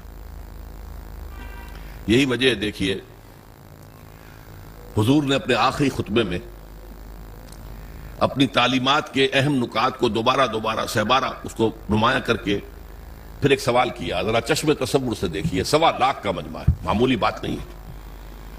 آج بھی 20-30 لاکھ ہی ہوتے ہیں نا آدمی حج میں، 1.25 لاکھ، جبکہ شاید پورے عرب کی آبادی 2.5-3 لاکھ سے زیادہ نہیں ہوگی۔ 1.25 لاکھ آدمی جمع ہے، 1,24,000۔ آپ نے خطبہ دیا، اور خطبے کی شان کیا تھی؟ ایک ایک لفظ 3 مرتبہ دہراتے تھے۔ لاؤڈ سپیکر تو تھا نہیں، تھوڑے تھوڑے فاصلے کے اوپر، جیسے مکبر ہو جاتے ہیں نماز با جماعت میں، اگر لاؤڈ سپیکر نہیں ہے تو وہ مکبرین کھڑے ہیں۔ حضور نے ایک بات ادھر کہی، اب مکبرین نے آگے پہنچانی شروع کر دی، دوسری بات سامنے رخ کر کے کہی، دوسری مرتبہ وہی بات، اب سامنے والوں نے پہنچانا شروع کر دیا، تیسری مرتبہ بائیں طرف دیکھتے ہوئے کہی، اب بائیں والوں نے پہنچانا شروع کر دیا۔ آخر میں ایک سوال کیا، الا هل بلغت، لوگوں میں نے پہنچا دیا یا نہیں؟ پورے مجمع نے کہا بیک آواز، انا نشہد انک قد بلغت رسالتا ونصحت الامتا، وبلغت الرسالۃ وأديت الأمانۃ وكشفت الغمۃ. اے نبی ہم گواہ ہیں، آپ نے حق تبلیغ ادا کر دیا، حق رسالت ادا کر دیا، ہماری خیر خواہی کا حق ادا کر دیا، اور کفر کے اور ضلالت کے پردے چاک کر دیے. 3 دفعہ کہا الا هل بلغت، اور جواب آیا انا نشهد انك قد بلغت الرسالۃ واديت الامانۃ ونصحت الامۃ وكشفت الغمۃ. پھر آپ نے انگلی اٹھائی آسمان کی طرف، انگشت شہادت، اور پھر لوگوں کی طرف. اللہم اشہد، اللہم اشہد، اللہم اشہد. اے اللہ تو بھی گواہ رہے. وہ بوجھ جو میرے کندھے پر آیا تھا، جس کے لیے سورہ مزمل میں کیا کہا گیا تھا، انا سنلقی علیک قولا ثقیلا. اے نبی بڑی بھاری بات آپ پر ڈالنے والے ہیں ہم. اس کفر اور شرک کے گڑھ کے اندر توحید کی دعوت دینا کوئی آسان کام تھا؟ اسلام کا پیغام پہنچانا کوئی آسان کام تھا؟ شروع میں تو کہا گیا پاگل ہو گئے، مجنون ہیں، معاذ اللہ ثم معاذ اللہ، شاعر ہیں، ساحر ہیں، مسحور ہیں، کذاب ہیں، نعوذ باللہ من ذالک، نقل کفر کفر نباشد. اس کے بعد آپ کو معلوم ہے صحابہ کو مارا گیا، پیٹا گیا، سب کچھ جھیلا کہ نہیں؟ خود 3 برس حضور جو ہیں وہ محصور رہے شیب بنی ہاشم میں. یہ جیل ایسی تھی جس میں کھانے کو کچھ نہیں تھا. آپ کی جیلوں میں تو راشن تو ملتا ہے. بہرحال یہ ساری سختیاں جھیل کر حضور نے دین کو غالب کر دیا. یہ کام کیا، لیکن اس وقت آپ نے کیا فرمایا؟ اپنی بات 3 دفعہ کہہ کر الا هل بلغت انا نشهد انك قد بلغت الرسالۃ واديت الامانۃ ونصحت الامۃ وكشفت الغمۃ. پھر کہا فلیبلغ الشاہد الغائب. اب تمہارے ذمے ہے جو یہاں ہے وہ پہنچائیں پورے 4 ڈانگے عالم تک اس پیغام. اس لیے کہ میں صرف تمہارے لیے رسول بن کر نہیں آیا تھا. وما ارسلناک الا کافۃ للناس بشیرا ونذیرا. اے نبی ہم نے نہیں بھیجا ہے آپ کو مگر پوری نوع انسانی کے لیے بشیر اور نذیر بنا کر. آپ واحد رسول ہیں اللہ کے، واحد.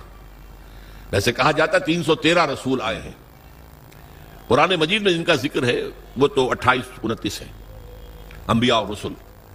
لیکن یہ کہ کہا جاتا ہے نبی تو آئے ہیں 1.25 لاکھ، جتنے کہ حجۃ الوداع میں موجود تھے صحابہ، اور رسول آئے ہیں 313 جتنے کہ بدر کے میدان میں مجاہد موجود تھے. بہرحال حضور نے فرمایا میں تو پوری دنیا کے لیے رسول بنا کر بھیجا گیا، میں نے تمہیں پہنچا دیا، تم پہنچاؤ آگے، تاکہ میں تمہارے خلاف گواہ بنوں گا قیامت کے دن. اے اللہ میں نے انہیں پہنچا دیا تھا. Now they are responsible, they are accountable. اور تمہیں یہی گواہی دینی ہوگی، اے اللہ تیرے رسول نے جو ہمیں پیغام پہنچایا تھا آپ نے پوری دنیا میں پھیلا دیا. اس مضمون کے لیے لفظ شہادت آتا ہے قرآن میں، اس لیے کہ شہادت کا لفظ جو ہے وہ رسالت کی اصطلاح کے طور پر ہے. یا ایھا النبی انا ارسلناک شاہدا وبشیرا ونذیرا وداعیا الی اللہ باذنہ وسراجا منیرا.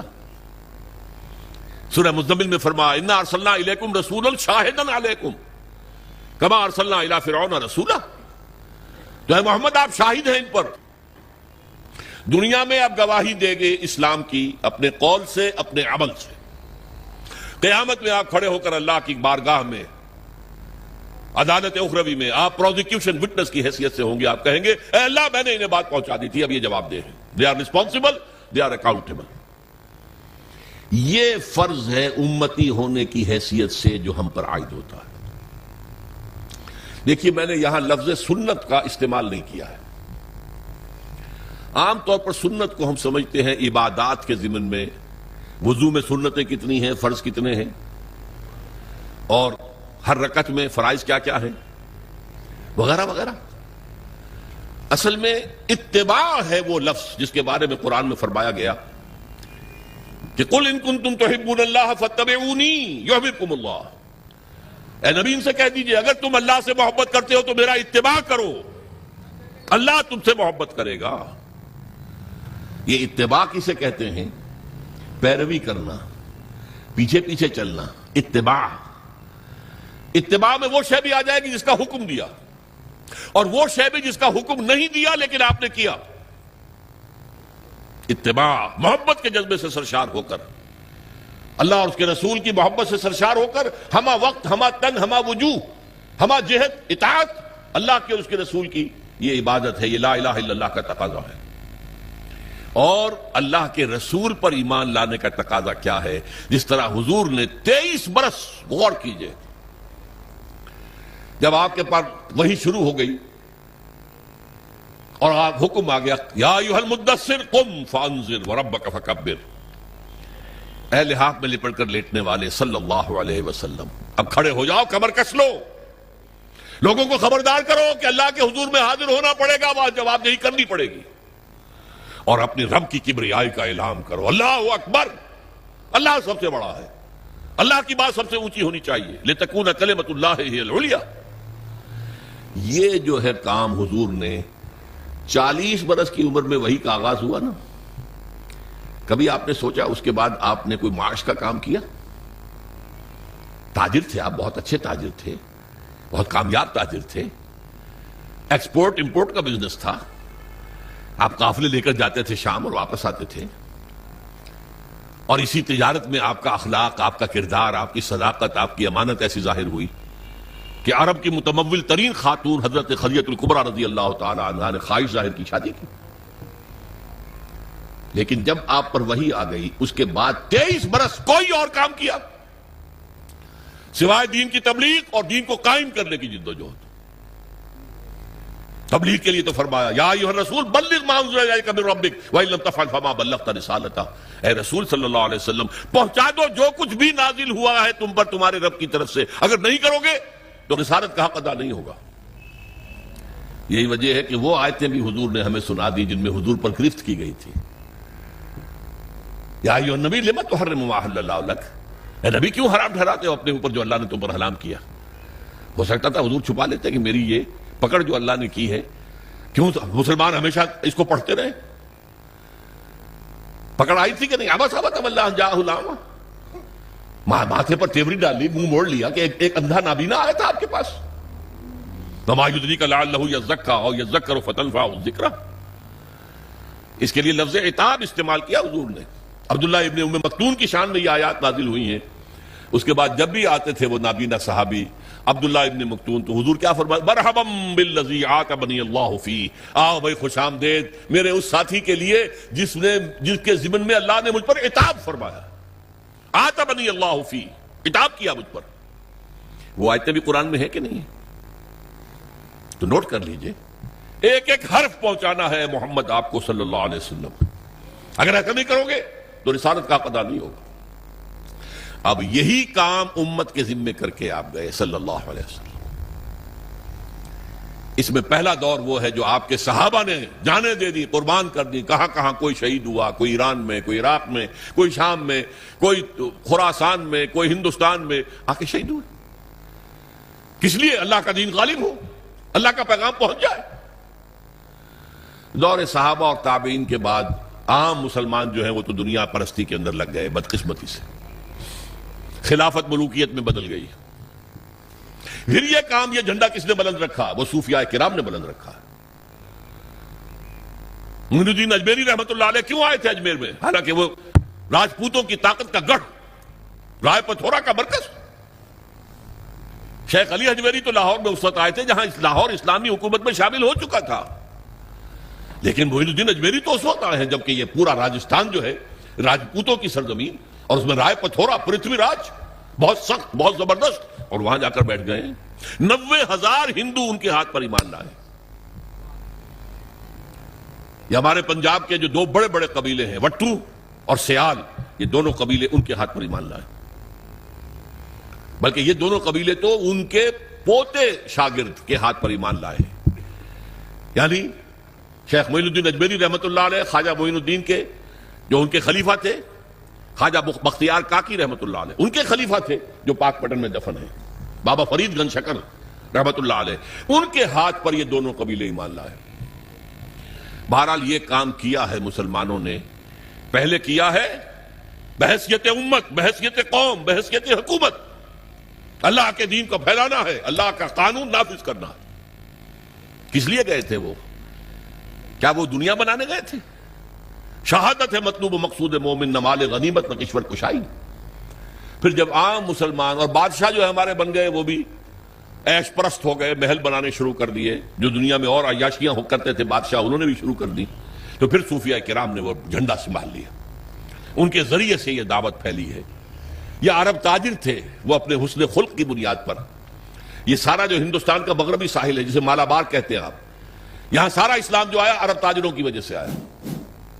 پورا یہ ملک جو ہے انڈونیشیا، ملیشیا، یہ ملایا، سماٹرا، جاوا، یہ سارے یہ بھی عرب تاجروں کی وجہ سے ایمان لائے۔ وہاں کبھی چڑھائی نہیں کی گئی، کبھی وہاں تلوار نہیں اٹھی اسلام کے لیے، بلکہ عرب تاجروں کی تبلیغ سے اور ان کی خوش خلقی، ان کے جو کاروبار میں صداقت اور امانت کے عنصر دیکھے ایمان لے لوگ۔ بہرحال یہ جان لیجئے کہ اس کے بعد سے جبکہ یہ ادارہ بھی کم ہو گیا، کمزور ہو گیا، اب امت مسلمہ وہ کام سرے سے نہیں کر رہی۔ یہ وہ جرم ہے بحیثیت امت جو ہمیں کام کرنا چاہیے تھا۔ ہم امین ہیں قرآن کے، ہم امین ہیں اللہ کی شریعت کے، اور فخر کرتے ہیں ہم اس پر۔ سارے نبیوں سے افضل ہمارا نبی یقیناً ہے، لیکن اس افضل نبی صلی اللہ علیہ وسلم نے آپ پر کیا ذمہ داری ڈالی تھی؟ بلغوا انی ولو آیا، میرا کوئی ایک بھی امتی نہ رہ جائے جو قرآن کی تبلیغ نہ کرے، چاہے ایک ہی آیت آتی ہے ایک ہی آیت کی تبلیغ کرے۔ یہ حدیث ہے کہ نہیں رسول کی؟ کوئی میرا امتی فارغ نہ رہے اس سے۔ یہ کام ہے جو بحیثیت امتی ہمارے کندھے پر ہے۔ یوں سمجھیے کہ خطبہ حجۃ الوداع میں وہ بوجھ حضور کے کندھے سے اتر کر امت کے کندھے پر آ گیا۔ اسی لیے میں کہا کرتا ہوں سائی آف ریلیف، اے اللہ تو بھی گواہ ہے، یہ مان رہے ہیں میں نے پہنچا دیا ہے، میرے اوپر اب کوئی بوجھ نہیں۔ انا سنلقی علیک قولا ثقیلا، وہ بھاری بات کا بوجھ میرے کندھے سے اتر گیا۔ یہ شہادت ہے، اور اس کے لیے قرآن مجید میں دو جگہ آیا۔ ایک سورت ہے سورہ حج جو مکی دور کی آخری صورتوں میں سے ہے، ایک سورت ہے سورہ بقرہ جو مدنی دور کی پہلی سورت ہے۔ ان دونوں میں درمیان میں ہجرت ہے، ادھر سورہ حج ادھر سورہ بقرہ۔ سورہ حج میں فرمایا اے مسلمانوں جاہدوا فی اللہ حق جہادہ، جہاد کرو اللہ کی راہ میں جتنا کہ اس کی جہاد کا حق ہے، اور کس لیے کرو؟ لِيَكُونَ الرَّسُولُ شَهِيدًا عَلَيْكُمْ وَتَكُونُوا شُهَدَاءَ عَلَى النَّاسِ، تاکہ ہمارے رسول صلی اللہ علیہ وسلم وہ تمہارے خلاف گواہی دے قیامت میں کھڑے ہو کر کہ اللہ تیرا دین جو میرے پاس آیا تھا میں نے پہنچا دیا تھا، اور تم یہی گواہی دو کھڑے ہو کر اے اللہ تیرے نبی سے جو دین ہمیں ملا ہم نے پوری دنیا میں پھیلا دیا تھا۔ یہ مقصد ہے اس امت کی تشکیل کا۔ انسانوں کی تخلیق عبادت رب کے لیے ہے، تشکیل امت یہ اس مقصد کے لیے ہے۔ اسی لیے جب امت کی باقاعدہ تاج پوشی ہوئی ہے، یہ لفظ ذرا آپ چونکیں گے، جیسے کسی بادشاہ کے مرنے کے بعد پھر دوسرا بادشاہ آتا ہے تو اس کی تاج پوشی ہوتی ہے نا۔ 2000 سال تک یہودی بنی اسرائیل اس مقام پر فائز تھے، اللہ کی کتاب اور شریعت کے امین وہ تھے، تورات انہیں دی گئی تھی، 20 نبی ان کے ہاں آئے، 3 کتابیں انہیں دی گئیں، تورات بھی، زبور بھی، انجیل بھی۔ لیکن حضور کی بعثت کے بعد بنی اسرائیل معزول کر دیے گئے، ایک نئی امت نبوت اور رسالت محمدی کی بنیاد پر وجود میں آئی، وہ امت مسلمہ ہے جس کو ہم بدنام کرنے والے ہیں۔ بدنام کنندگان نکو نامے چند، ہم اپنے اسلاف کو بدنام کرنے والے ہیں آج دنیا میں۔ لیکن ہمارا منصب یہ ہے، یہ جو کورونیشن ہوئی ہے کب ہوئی ہے؟ تحویل قبلہ، حضور نے 16 مہینے نماز پڑھی ہے بیت المقدس کی طرف رخ کر کے مدینے جانے کے بعد، پھر حکم آ گیا فَوَلِّ وَجْهَكَ شَطْرَ الْمَسْجِدِ الْحَرَامِ، اب قبلہ بدل دو، شمال کی بجائے جنوب کی طرف رخ کرو، خانہ کعبہ کی طرف رخ کرو۔ یہ علامت تھی کہ اس مرکز والی امت معزول، بنو اسرائیل کا مرکز وہ تھا بیت المقدس، وہ مسجد جو حضرت سلیمان نے بنائی تھی، جسے یہ لوگ ٹیمپل کہہ دیتے ہیں، ہیکل کہہ دیتے ہیں، ہمارے نزدیک تو مسجد اقصیٰ تھی۔ وہ حضرت ابراہیم نے، اسماعیل نے علیہ السلام خانہ کعبہ کی تعمیر نو کی تھی، حضرت سلیمان نے یہ جو بیت المقدس کے اندر مسجد بنائی۔ بہرحال وہ مرکز ختم، وہ امت معزول، اب خانہ کعبہ کے گرد اور نبوت اور رسالت محمدی کی اساس پر نئی امت، امت مسلمہ، اور اس کے لیے فرمایا وَكَذَلِكَ جَعَلْنَاكُمْ أُمَّةً وَسَطًا لِتَكُونُوا شُهَدَاءَ عَلَى النَّاسِ وَيَكُونَ الرَّسُولُ عَلَيْكُمْ شَهِيدًا، وہی بات جو وہاں کہی گئی لِيَكُونَ الرَّسُولُ شَهِيدًا عَلَيْكُمْ وَتَكُونُوا شُهَدَاءَ عَلَى النَّاسِ، رسول کا ذکر پہلے، امت کا بعد میں، اور یہاں امت کا پہلے كَذَلِكَ جَعَلْنَاكُمْ أُمَّةً وَسَطًا لِتَكُونُوا شُهَدَاءَ عَلَى النَّاسِ وَيَكُونَ الرَّسُولُ عَلَيْكُمْ شَهِيدًا۔ اس مقصد کے لیے جد و جہد، اس کے لیے محنت، اس کے لیے جان کھپانا، اس کے لیے قوت، اس کے لیے صلاحیت خرچ کرنا، مال خرچ کرنا، انفاق کرنا، یہ ہے محمد الرسول اللہ پر ایمان کا تقاضا۔ اب اس میں ایک بات اور سمجھ لیجئے، دین کا پہنچانا ایک ہے قول سے، ایک ہے اپنے عمل سے۔ آپ جو بات کہہ رہے ہیں اس پر عمل کر کے بھی تو دکھائیے نا، ورنہ دیگراں راہ نصیحت خود راہ فضیحت۔ لوگ کہیں گے تم کہتے کچھ اور ہو کرتے کچھ اور ہو، کیا دعوت دے رہے ہو، میں کیا تبلیغ کر رہے ہیں؟ عمل سے گواہی، زبان سے گواہی، اشہد ان لا الہ الا اللہ واشہد ان محمد رسول اللہ، زبان سے گواہی دی۔ اب تمہارے عمل سے، تمہارے وجود سے، تمہارے رویے سے، تمہارے کردار سے، تمہاری شخصیت سے ثبوت ملنا چاہیے کہ واقعی تم اللہ اور اس کے رسول کے ماننے والے ہو۔ اچھا، اس کے علاوہ انفرادی سطح پر نمونہ تو پیش کر دیا، اللہ نے دین بھیجا تھا اس کا نمونہ پیش کرو۔ آپ کہیں اللہ نے جو دین بھیجا تھا محمد کے ذریعے صلی اللہ علیہ وسلم وہ بہترین دین ہے، دنیا کہے گی ہمیں کہیں ذرا اس کا مشاہدہ تو کرا دو، کہاں ہے؟ تم 1.5 ارب مسلمان دنیا میں رہتے ہو اور کتنے بڑی علاقے جو ہیں مسلمانوں کی حکومتوں میں، ملکوں کے اندر شامل ہیں، کہیں ہمیں دکھاؤ کہاں ہے وہ نظام؟ کیا کہیں گے ہم؟ نگاہیں نیچی ہو جائیں گی۔ تاریخ کا ایک واقعہ آپ کو سناتا ہوں۔ 1915 میں شیخ الہند مولانا محمود حسن دیوبندی رحمت اللہ علیہ، ان کے ساتھیوں سے اور ان کا آپس میں مشورہ ہوا کہ انگریز کی غلامی سے نجات پانے کے لیے شیخ الہند تو جائیں حجاز، وہاں ابھی مدینے میں ترک گورنر موجود تھا، خلافت ختم نہیں ہوئی تھی، وہ تو 1924 میں ختم ہوئی ہے، یہ میں 1915 کی بات کر رہا ہوں۔ اور مولانا عبید اللہ سندھی کو بھیجیں جو والی کابل ہے، بادشاہ افغانستان کا، مولانا خود تو جا کر ترک گورنر کے ذریعے سے دارالخلافہ جو ہے استنبول، اس سے مدد مانگیں کہ آپ ہم پر، ہندوستان پر انگریز کے خلاف حملہ کریں، ہم اندر سے بغاوت کریں گے۔ اور یہی پیغام شاہ افغانستان کے لیے، تم حملہ کرو اندر سے ہم بغاوت کریں گے تاکہ انگریز کو یہاں سے جڑوں سے اکھاڑ کر پھینک دیا جائے۔ ہوا کیا؟ حضرت شیخ الہند کو جو مکے کا حکمران تھا شریف حسین، یہ جو جارڈن کی حکومت ہے اب بھی، یہ باقاعدہ اسی کا پڑپوتا ہے، یہ ہوتا تھا شاہ حسین پڑپوتا، یہ والی مکہ تھا۔ یہ اس نے حضرت شیخ الہند کو گرفتار کر کے تشتری میں رکھ کر انگریز کو پیش کر دیا، یہ آپ کا باغی یہاں پر فساد مچا رہا ہے۔ انگریز نے گرفتار کر کے کہاں رکھا؟ مالٹا، میڈیٹرینین کا، بحیرہ روم کا ایک جزیرہ وہاں رکھا ہے، 4 سال سے زائد وہاں پر اسیر رہے۔ یہی حرکت ہونے والی تھی مولانا عبید اللہ سندھی کے ساتھ، وہ نوجوان تھے اور خود سکھ سے مسلمان ہوئے تھے، جاٹ تھے، انہیں پتہ لگ گیا، بروقت وہ وہاں سے بھاگ کر روس چلے گئے۔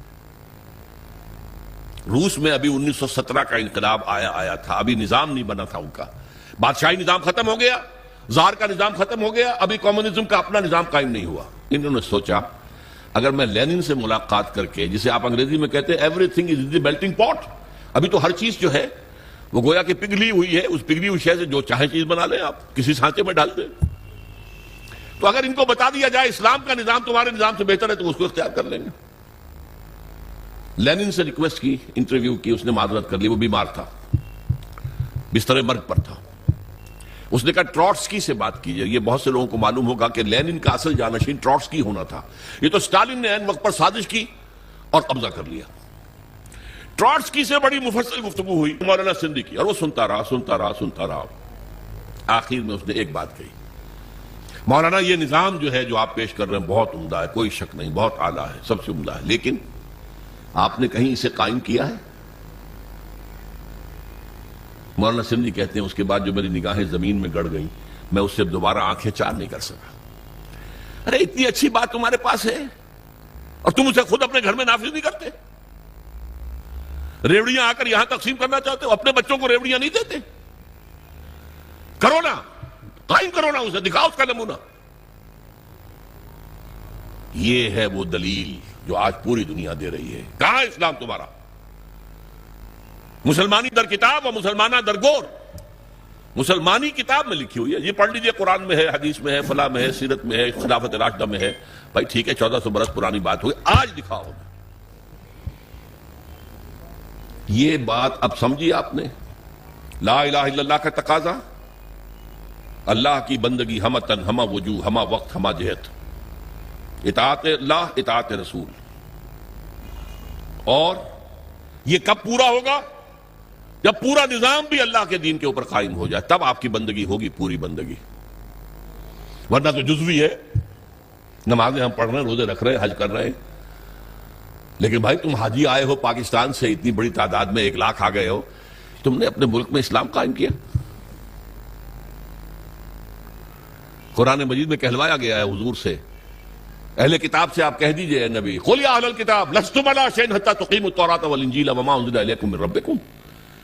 اے اہل کتاب، اے یہودیوں، اے نصرانیوں، تمہاری کوئی حیثیت اللہ کی نگاہ میں نہیں ہے جب تک کہ تورات اور انجیل کو قائم نہیں کرتے.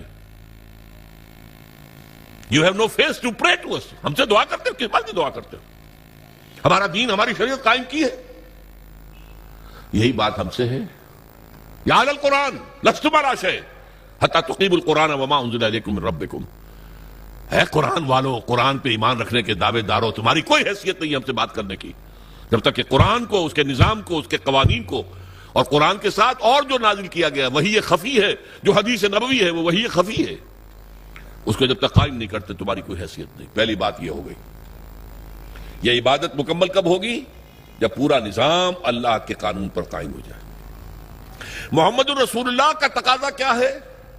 دین کی دعوت، دین کی تبلیغ، قول سے، عمل سے، انفرادی سطح پر، اجتماعی سطح پر.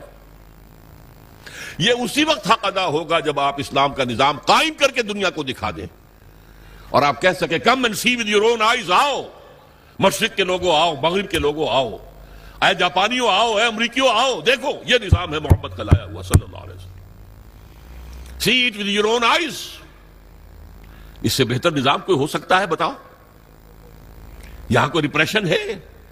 کوئی جبر ہے؟ یہاں کوئی ایکسپلائٹیشن ہے؟ یہاں کوئی امیر غریب کا خون چوس رہا ہے؟ یہاں کوئی بھوک کے مارے خودکشی کر رہا ہے؟ آپ دیکھو نا، ایک ایک شہری کی بنیادی ضروریات کی کفالت ہم کر رہے ہیں، ایک ایک کی.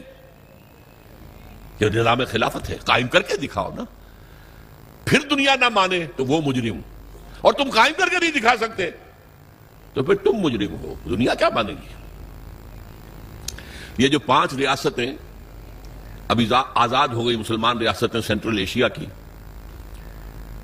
میں نے آج جمعے کے خطبے میں بھی ذکر کیا تھا کہ علامہ سید جمال الدین افغانی نے یہ کہا تھا کہ اس پاکستان کا یہ حصہ جو پاکستان میں ہندوستان سے کاٹ کر اور افغانستان شامل کر کے، اور یہ روسی ترکستان کی مسلمان جو ہیں ریاست، اس وقت تک ابھی کمیونسٹ ریولوشن نہیں آیا تھا. 1897 میں تو ان کا انتقال ہو گیا. کمیونسٹ ریولوشن 1917 میں آ رہا ہے، 20 برس کے بعد. اس وقت تک وہ اسلامی ریاستیں تھیں، مسلمان ریاستیں تھیں. ان کو ملا کر ایک بلاک بنا دیا جائے اور اس بلاک کے اندر پھر اسلام کی ایک جھلک دنیا کو دکھائی جائے. یہ ہے اسلام. یہ ہی تھی جس کے لیے پاکستان کی تحریک چلی تھی. پاکستان کا مطلب کیا؟ لا الہ الا اللہ. قائد اعظم نے کہا تھا، آج جمعے کے اندر میں نے اس کا کیسر بھی ہوں گے، میں نے ان کا اقتباس بھی پڑھ کر سنایا ہے جمعے کی اپنی تقریر میں. اور علامہ اقبال نے جو کہا تھا کہ یہ یقینی ہے، شدنی امر ہے کہ ہندوستان کے شمال مغرب میں ایک آزاد مسلمان ریاست قائم ہوگی، اور اگر ایسا ہو گیا تو ہمیں موقع مل جائے گا کہ دور ملوکیت، دور بنو امیہ، دور بنو عباس، سلاطین عثمانی، ان کے دور میں اسلام کے چہرے پر جو بدنما داغ اور دھبے آ گئے تھے انہیں ہٹا کر صحیح اسلام کا نقشہ پیش کریں. اس کام کے لیے پاکستان بنا تھا. And we have failed utterly. بالکل ناکام ہو گئے. اسی لیے آج کی نوجوان نسل پوچھے کیوں بنایا تھا اسلام؟ وہی تہذیب جو وہاں ہے وہی یہاں ہے، وہی بینکنگ کا سسٹم جو وہاں ہے وہ یہاں ہے. وہ بلکہ ایک معاملے میں بہتر رہے، انہوں نے جاگیرداری تو فوراً ختم کر دی تھی. ہمارے تو سروں پر جاگیردار وڈیرا بیٹھا ہوا ابھی تک. وہ بہتر رہے. اس لیے وہاں عوامی سیاست ہے. یہاں عوامی سیاست کیا آئے گی؟ عوامی سیاست شہروں میں آ سکتی ہے، کراچی میں، لاہور میں، بڑے شہروں میں. باقی جو 70-80% لوگ ہیں وہ تو وڈیروں کے انگوٹھے تلے ہیں. جاگیردار وڈیرے بڑے زمیندار اور بلوچستان کے سردار اور سرحد کے قوانین، یہ وہی تو ہے نا۔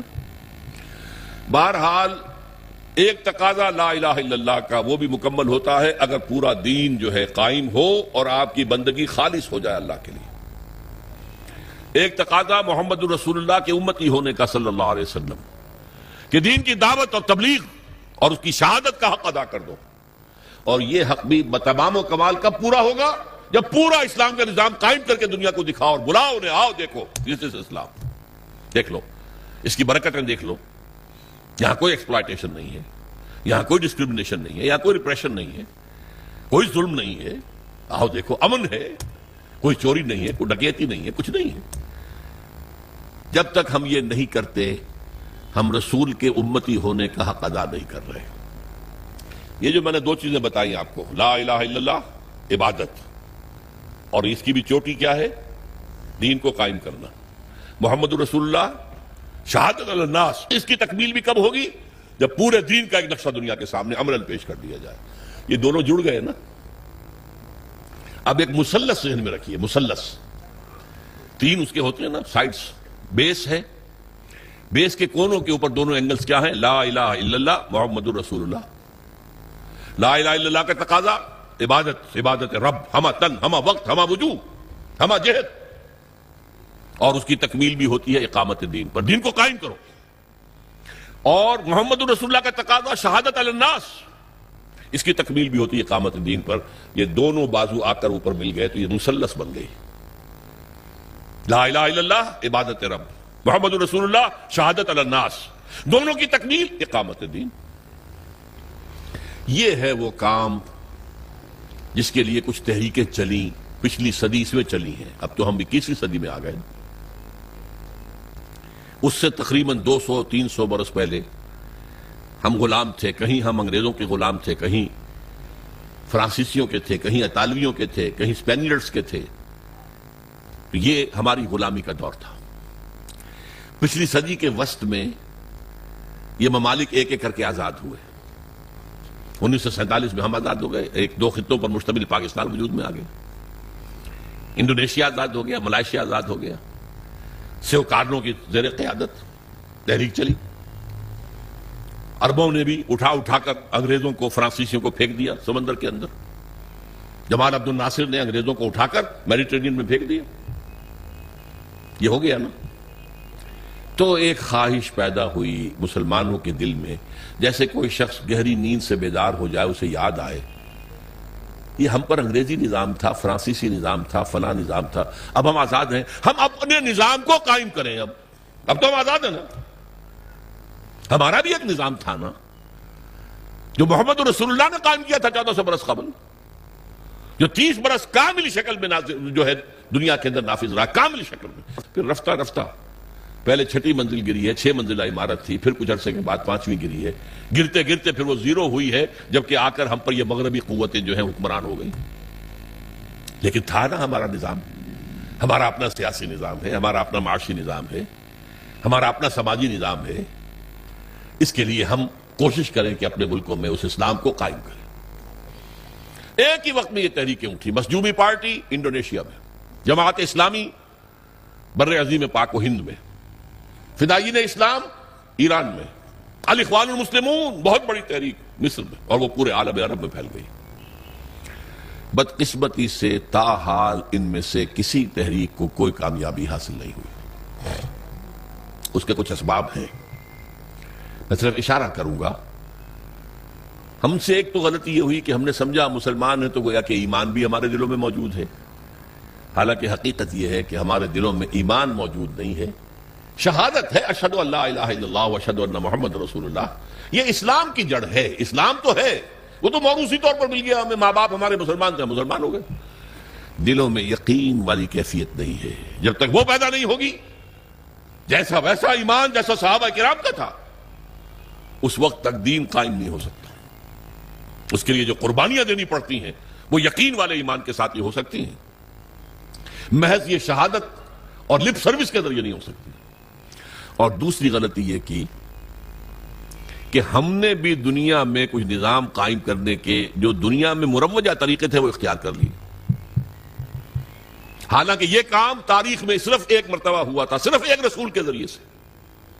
حضرت ابراہیم کے ذریعے سے کوئی نظام قائم نہیں ہوا تھا، نہ حضرت موسیٰ کے ذریعے ہوا، نہ حضرت عیسیٰ کے ذریعے ہوا، یہ صرف محمد رسول اللہ کے ذریعے ہوا۔ اب ہونا ہے دوبارہ، ہوگا انہی کی سیرت پر عمل کرتے ہوئے۔ لا يصلح آخر هذه الامہ الا بما صلح به اولها، طریقہ کار وہاں سے لو۔ ہم نے طریقہ کار الیکشن پہ حصہ لے لو جی، اگر قوم ہمیں ووٹ دے دے گی ہم اسلام نافذ کر دیں گے۔ کیا انتخابات کے ذریعے سے حکومت میں کی ریاست جو مدینہ کی قائم ہو سکتی تھی؟ لیکن قریب کی بات سوچ لیجئے، کیا آیت اللہ خمینی ایران کے اندر برسر اقتدار آ سکتے تھے الیکشن کے ذریعے سے؟ ناممکن۔ یہ دو غلطیاں ہوئی ہیں جن کی وجہ سے ایک تحریکیں ناکام ہو گئی۔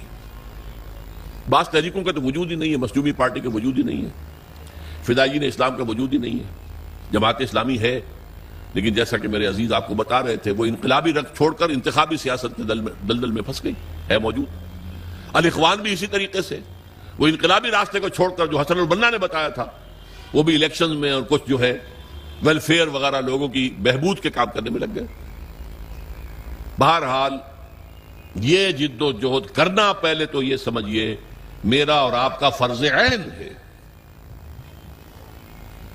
اس کے بغیر ہم بھی طاغوت کے ایجنٹ قرار پائیں گے۔ اگر ہم یہ جد و جہد نہیں کر رہے تو گویا کہ ہم بھی کافرانہ نظام کے وفادار ہیں، ایبیٹرز ہیں، اسے سپورٹ کر رہے ہیں، اس کے تحت پھلنے پھولنے کی کوشش کر رہے ہیں، جائیدادیں بڑھا لیں، کاروبار بڑھا لیں، ایک مل کے دو بنا لیں، دو کے تین بنا لیں۔ یہ سب کس نظام کے تحت ہو رہا ہے؟ باطل نظام، طاغوت کا نظام۔ جب تک یہ جد و جہد نہیں، آپ مسلمان تو ہیں، مومن نہیں ہیں، نہیں ہیں، نہیں ہیں، ڈنکے کی چوٹ کہہ رہا۔ اور یہ جد و جہد ہے بغیر کسی جماعت کے نہیں ہو سکتی، جیسے نماز بغیر وضو کے نہیں ہو سکتی، وضو کرنا پڑے گا۔ مقصود وضو نہیں ہے، مقصود نماز پڑھنا ہے، لیکن نماز کے لیے شرط ہے وضو کرنا پڑے گا، وہ بھی فرض ہو گیا۔ یہ کام بغیر جماعت کے ممکن ہی نہیں۔ اگر اکیلا آدمی یہ کر سکتا، ہر نبی دنیا میں نظام قائم کر کے جاتا۔ نبی میں کوئی کمی ہوتی ہے؟ معمور من اللہ، معصوم، ہر وقت ہدایت آ رہی ہے۔ جب تک جماعت نہیں ہوگی سرفروشوں کی، فدائیوں کی، اس وقت تک یہ کام نہیں ہو سکتا۔ بدقسمتی سے جیسا کہ مجھ سے پہلے میں سن رہا تھا، عزیزم نوید احمد کہہ رہے تھے، جماعت سازی بھی ہم نے طریقے جو ہے انقلاب کا وہ بھی لوگوں سے مانگ تان کر لے لیا، اور جماعت سازی بھی۔ یہ صدر ہوتے ہیں، اور یہ صدر جو ہے 2 سال کے بعد اور انتخاب ہوگا، اور یہ جو ہے ہم نے ایک شورا بنائی ہے، شورا کو اختیار حاصل ہوگا صدر کی بات کو رد کر دینے کا، یا صدر کو اختیار حاصل ہوگا شورا کی بات کو رد کر دینے کا۔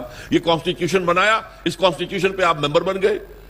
یہ نظام جو ہے یہ بھی انگریز کا لایا ہوا نظام تھا۔ ہمارا نظام بیعت کا نظام تھا، حضور نے بیعت لی ہے۔ بایعنا رسول اللہ صلی اللہ علیہ وسلم علی السمع والطاعة فی العسر والیسر والمنشط والمکرہ وعلی اثرۃ علینا وعلی لا ننازع الامر اہلہ وعلی ان نقول بالحق اینما کنا لا نخاف فی اللہ لومۃ لائم۔ یہ متفق علیہ حدیث ہے، بخاری اور مسلم دونوں کی۔ اور جس حدیث کی صحت پر یہ دونوں بزرگ امام بخاری امام مسلم متفق ہو جائیں، جسے ہم متفق علیہ کہتے ہیں، وہ روایت کے اعتبار سے قرآن کے درجے کو پہنچ جاتی ہے۔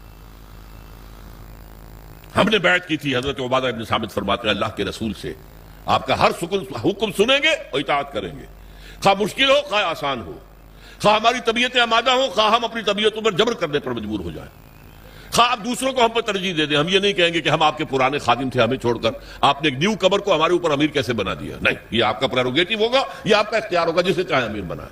جسے امیر بنائیں گے ان سے بھی جھگڑیں گے نہیں، ان کی بھی اطاعت کریں گے، البتہ جہاں بھی ہوں گے جو ہماری رائے ہوگی وہ ضرور پیش کر دیں گے۔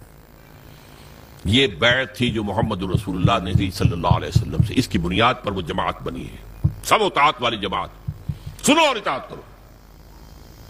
اور اس کے بعد طریقہ کیا ہوگا؟ جو لوگ جن کے اندر ایمان حقیقتاً پیدا ہو جائے،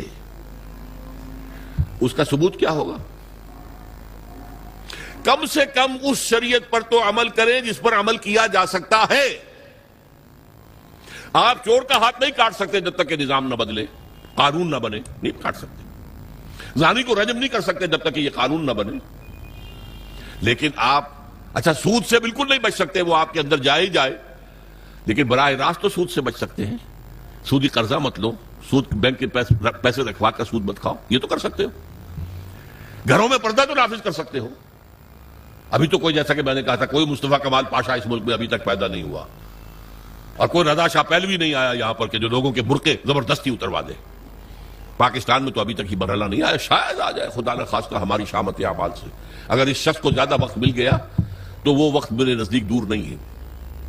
ابھی زبانی کلامی وہ ریڈیکیول کر رہے ہیں. جو عورتوں کی رنگی رانے نہیں دیکھ سکتے وہ اپنی آنکھیں بند کر لیں. انا للہ و انا الیہ راجعون.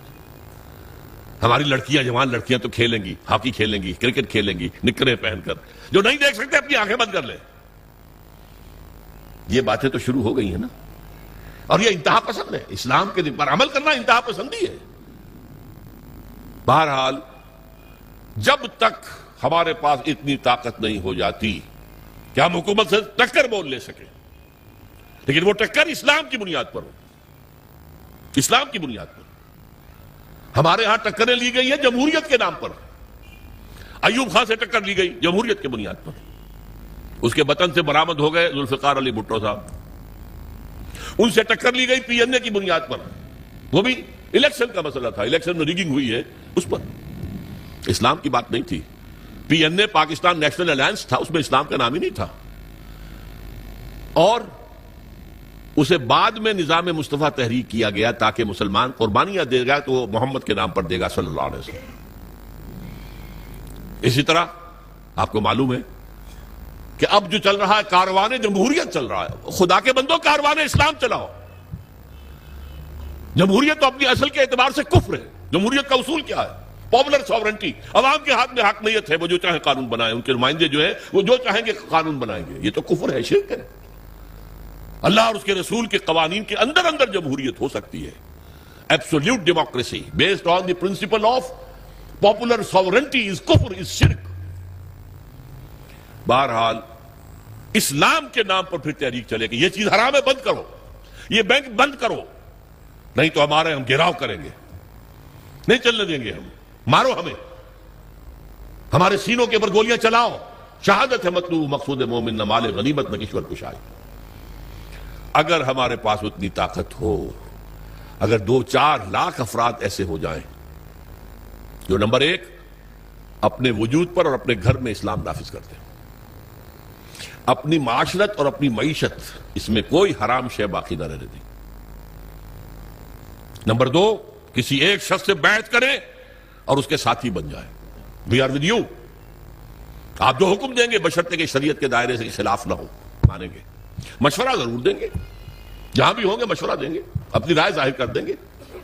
لیکن یہ اس جمہوریت کے طریقے سے نہیں ہوتا جو اس پر اقبال نے پھپتی چنی تھی، جست کی تھی، کہ جمہوریت ایک طرز حکومت ہے کہ جس میں بندوں کو گنا کرتے، تولا نہیں کرتے. گنتی ہو گئی 10 ادھر ہے، 11 ادھر ہے. 11 کی بات صحیح، 10 کی بات غلط. کیا پتا ان 10 کے اندر بڑے بڑے علماء، بڑے فضلاء موجود ہوں، بڑے جینیس لوگ موجود ہوں، اور وہ ہوں 11 گوار. یہ 11 ہے، فیصلہ ہوگا. Counting of votes. اس کاؤنٹنگ آف ووٹ سے نہیں. جماعت بنے گی لیکن اس پر اللہ اور اس کے رسول کے احکام، جماعتی سطح پر بھی، اور پھر ریاست بنے گی تو اللہ اور اس کے رسول کے احکام اس کے اوپر حاوی ہوں گے. اس جد و جہد کے لیے اب تنظیم اسلامی کام کر رہی ہے. اس کے لیے ہم نے ہدف کیا بنایا ہے؟ یہاں کہیں آپ لکھا دیکھ رہے ہیں، تنظیم اسلامی کا پیغام نظام خلافت کا قیام. وہ خلافت علی منہاج النبوہ جو حضور صلی اللہ علیہ وسلم کے بعد 30 برس تک کامل شکل میں رہی دنیا کے اندر، اور حضور کی پیشن گوئیاں موجود ہیں کہ دوبارہ دنیا میں آئے گی. وہ خلافت دوبارہ آئے گی، اور اب جب آئے گی گلوبل ہوگی. بڑا مقابلہ زبردست پیش آنے والا ہے. دنیا کو ہے پھر مار کے روح و بدن پیش. تہذیب نے پھر اپنے درندوں کو ابھارا. اللہ کو پامردی مومن پہ بھروسہ، ابلیس کو یورپ کی مشینوں کا سہارا. پامردی مومن، یقین والے مومن، وہ جب جد و جہد کریں گے تو نہ بش کچھ کر سکے گا، نہ شیرون کچھ کر سکے گا، نہ EU کچھ کر سکے گا. اللہ کی مدد ہمارے شامل حال ہوگی. ان ینصرکم اللہ فلا غالب لکم. اگر اللہ تمہاری مدد کرے گا کوئی تم پر غالب نہیں آ سکتا. وَإِن يَخْذُلْكُمْ، اگر اللہ تمہارے ساتھ چھوڑ دے، فَمَنْ ذَا الَّذِي يَنصُرُكُم مِّن بَعْدِهِ، پھر کون مدد کر سکتا ہے تمہاری. لیکن اللہ کی مدد آئے گی تو اس طریقے سے اقامت دین کی جد و جہد کے ذریعے سے آئے گی، ورنہ نہیں آئے گی۔ لستم علی شیء حتی تقیموا القرآن وما انزل الیکم من ربکم، تمہاری کوئی حیثیت ہی نہیں، دعائیں مانگتے ہو۔ سقوط ڈھاکہ کے وقت قنوت نازلہ کتنے دن تک مانگی گئی؟ فجر کے بعد ہاتھ اٹھا اٹھا کر، بعض لوگ رو رو کر، اللہ نے نہیں سنی۔ شکست، عظیم شکست کا کلنک کا ٹیکہ ہمارے ماتھے پر لگ گیا، آج تک دھلا نہیں ہے وہ، بلکہ بات تو آگے بڑھتی نظر آ رہی ہے۔ میرا موضوع نہیں ہے اس وقت، پاکستان کے وجود کو لاحق خطرات و خدشات میرا کتابچہ ہے، میں نے تقریر کی تھی۔ یہ تو معلوم ہوتا ہے کہ جیسے یہ ریورسل شروع ہو چکا ہے۔ یہ جو کچھ بلوچستان میں ہو رہا ہے یہ کوئی انڈیجنس فینومینن نہیں ہے، یہ مقامی نہیں ہے، اس کی تاریں کہیں سے ہلائی جا رہی ہیں۔ حکومت نے بھی کہہ دیا یہ را کے، اور یہ ہندوستان کے جو ہیں بھارت کے کونسلیٹس جو بنے ہوئے ہیں، جلال آباد میں بھی ہیں اور قندھار میں بھی، کاہے کے لیے؟ وہاں کیا کرنا ہے؟ قندھار میں بیٹھ کر انہوں نے بلوچستان کے اندر انریسٹ پیدا کرنی ہے، کر رہے ہیں، ہوگا۔ حکومت کہتی ہے 50 کروڑ کے ہتھیار آ گئے، پیسے کہاں سے آئے ان کے پاس؟ اس کا جواب بھی تو دو نا۔ بہرحال حالات بہت مخدوش ہیں میرے نزدیک، اب وقت بہت تنگ ہے، بہت کم ہے، لیکن یہ کہ اگر میں اور آپ لگ جائیں، کچھ پتہ نہیں، کبھی بھولی ہوئی منزل بھی یاد آتی ہے انسان کو، یاد آ جائے قوم کو یہ ملک کس لیے بنایا گیا تھا۔ یہ تو اللہ کے دین کا ایک نمونہ دنیا میں پیش کرنے کے لیے ہم نے حاصل کیا تھا، رو رو کے دعائیں مانگی تھیں، گڑ گڑا کر۔ نبی صاحب نے آپ کو بتایا، میں 14 برس کی عمر میں حصار ڈسٹرکٹ مسلم اسٹوڈنٹس ایسوسی ایشن کا جنرل سیکرٹری تھا، ضلع کا۔ نعرے ہم لگاتے تھے، پاکستان کا مطلب کیا، لا الہ الا اللہ۔ عیدین میں، جمعوں میں، جمعۃ الوداع میں رو رو کر، گڑ گڑا کر دعائیں کرتے ہیں، اللہ ہمیں انگریز اور ہندو کی دوہری غلامی سے نجات دے، ہم تیرے دین کا بول بالا کریں گے۔ اللہ نے کہا اچھا لو ملک، فننظر کیف تعملون، پھر ہم دیکھیں گے تم کرتے کیا کیا ہم نے۔ کہاں ہے وہ دین، کہاں ہے وہ اسلامی نظام، کہاں ہے وہ خلافت راشدہ کا نظام؟ تو گویا کہ مثبت اساس اس ملک کی جو ہے وہ ہم ڈھا چکے ہیں، ختم کر چکے ہیں۔ بہرحال اس صورتحال میں ہماری دعوت ہے، آپ اپنے فرض پہچانیے، لا الہ الا اللہ کا تقاضا کیا ہے؟ عبادت رب، ہمہ تن، ہمہ وقت، ہمہ وجوہ، ہمہ جہت، اللہ کی اطاعت، اللہ کے رسول کی اطاعت کے ذریعے۔ تکمیل کب ہوگی؟ جب پورا دین قائم ہو جائے گا، پھر ہماری اطاعت اور ہماری عبادت مکمل ہوگی۔ محمد رسول اللہ کا تقاضا کیا ہے؟ جیسے حضور نے دین کی دعوت دی اور دین کو قائم کیا، ہم بھی وہ جد و جہد کریں، اور یہ شہادت علی الناس کا بھی حق اس وقت ادا ہوگا جب وہ دنیا کے سامنے کسی ملک میں اسلام قائم کر کے دکھا سکے، آؤ دیکھو یہ اسلام ہے، یہ محمد رسول اللہ کی رحمت للعالمین کا مظہر یہ ہے، یہ نظام۔ لہذا یہ دونوں بازو آ کر اقامت دین پہ جڑ جاتے ہیں۔ اقامت دین کے لیے، جد و جہد کے لیے پہلے ایمان، یقین والا ضروری ہے۔ اس کا منبع اور سرچشمہ قرآن حکیم ہے۔ میں اپنی زندگی کے 45 سال اس میں بسر کر چکا ہوں، بلکہ 50 سال قرآن کا پڑھنا اور پڑھانا، سیکھنا اور سکھانا، تاکہ ایمان پیدا ہو دلوں کے اندر۔ جماعت قائم ہوئی ہے، اللہ کا فضل ہے، اللہ کا شکر ہے۔ میرے بہت سے ساتھی ہیں اب جو درس قرآن اسی طریقے سے دے سکتے ہیں جیسے میں دیتا ہوں اور دیتا رہا ہوں، بلکہ بعد مجھ سے بہتر درس دے سکتے ہیں۔ یہ دوسری بات ہے کہ ابھی وہ معروف نہیں لوگوں کے اندر، تو اگر کہیں میرے درس کا اعلان ہو تو لوگ زیادہ آ جائیں گے، ہمارے نوجوان ساتھیوں کے درس کا اعلان ہو تو اتنے لوگ نہیں آئیں گے، یہ دوسری بات ہے، لیکن وہ کام ہو رہا ہے۔ تنظیم بھی قائم ہو چکی ہے، بیعت کی بنیاد پر قائم ہو چکی ہے، ہم نے سنت نبوی کو زندہ کیا، الحمدللہ ثم الحمدللہ، کہ بیعت کی بنیاد پر تنظیم ہے۔ وہ انگریزوں کے لائے ہوئے طریقوں پر ہم نے تنظیم اور جماعت نہیں بنائی ہے۔ اب وہ دعوت آگے کرنا، پھیلانا، آپ اس تنظیم میں شامل ہوں۔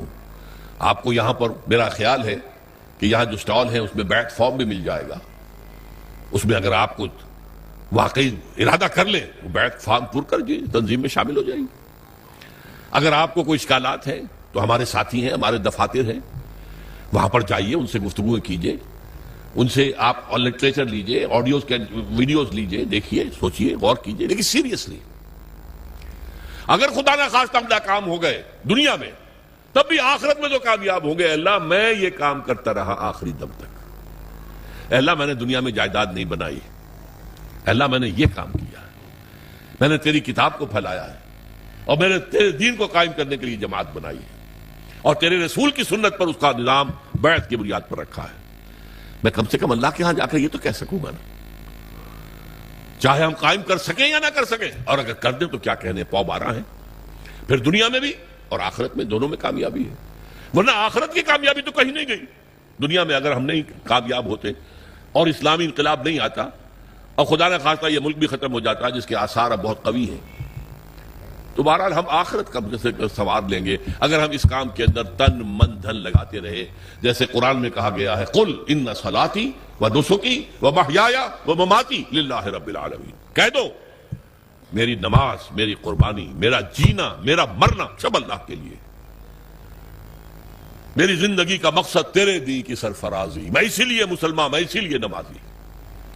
نماز اسی لیے ہے واستعینوا بالصبر والصلاۃ، مدد حاصل کرو صبر سے اور نماز سے. نماز جو ہے آپ کو قوت دے گی، اس کام کے لیے جد و جہد کرنے کی طاقت فراہم کرے گی.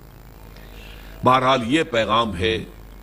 ہماری دینی ذمہ داریاں کلمہ طیبہ کے حوالے سے، یہ دو ٹرائنگل کے بیس پر جو کارنرز ہیں، عبادت لا الہ الا اللہ، شہادت محمد رسول اللہ، اور دونوں کی تکمیل ہوتی ہے جا کر اقامت دین پر. اللہ تعالیٰ مجھے بھی توفیق دے کہ میں آخری سانس تک اس کام میں لگا رہوں.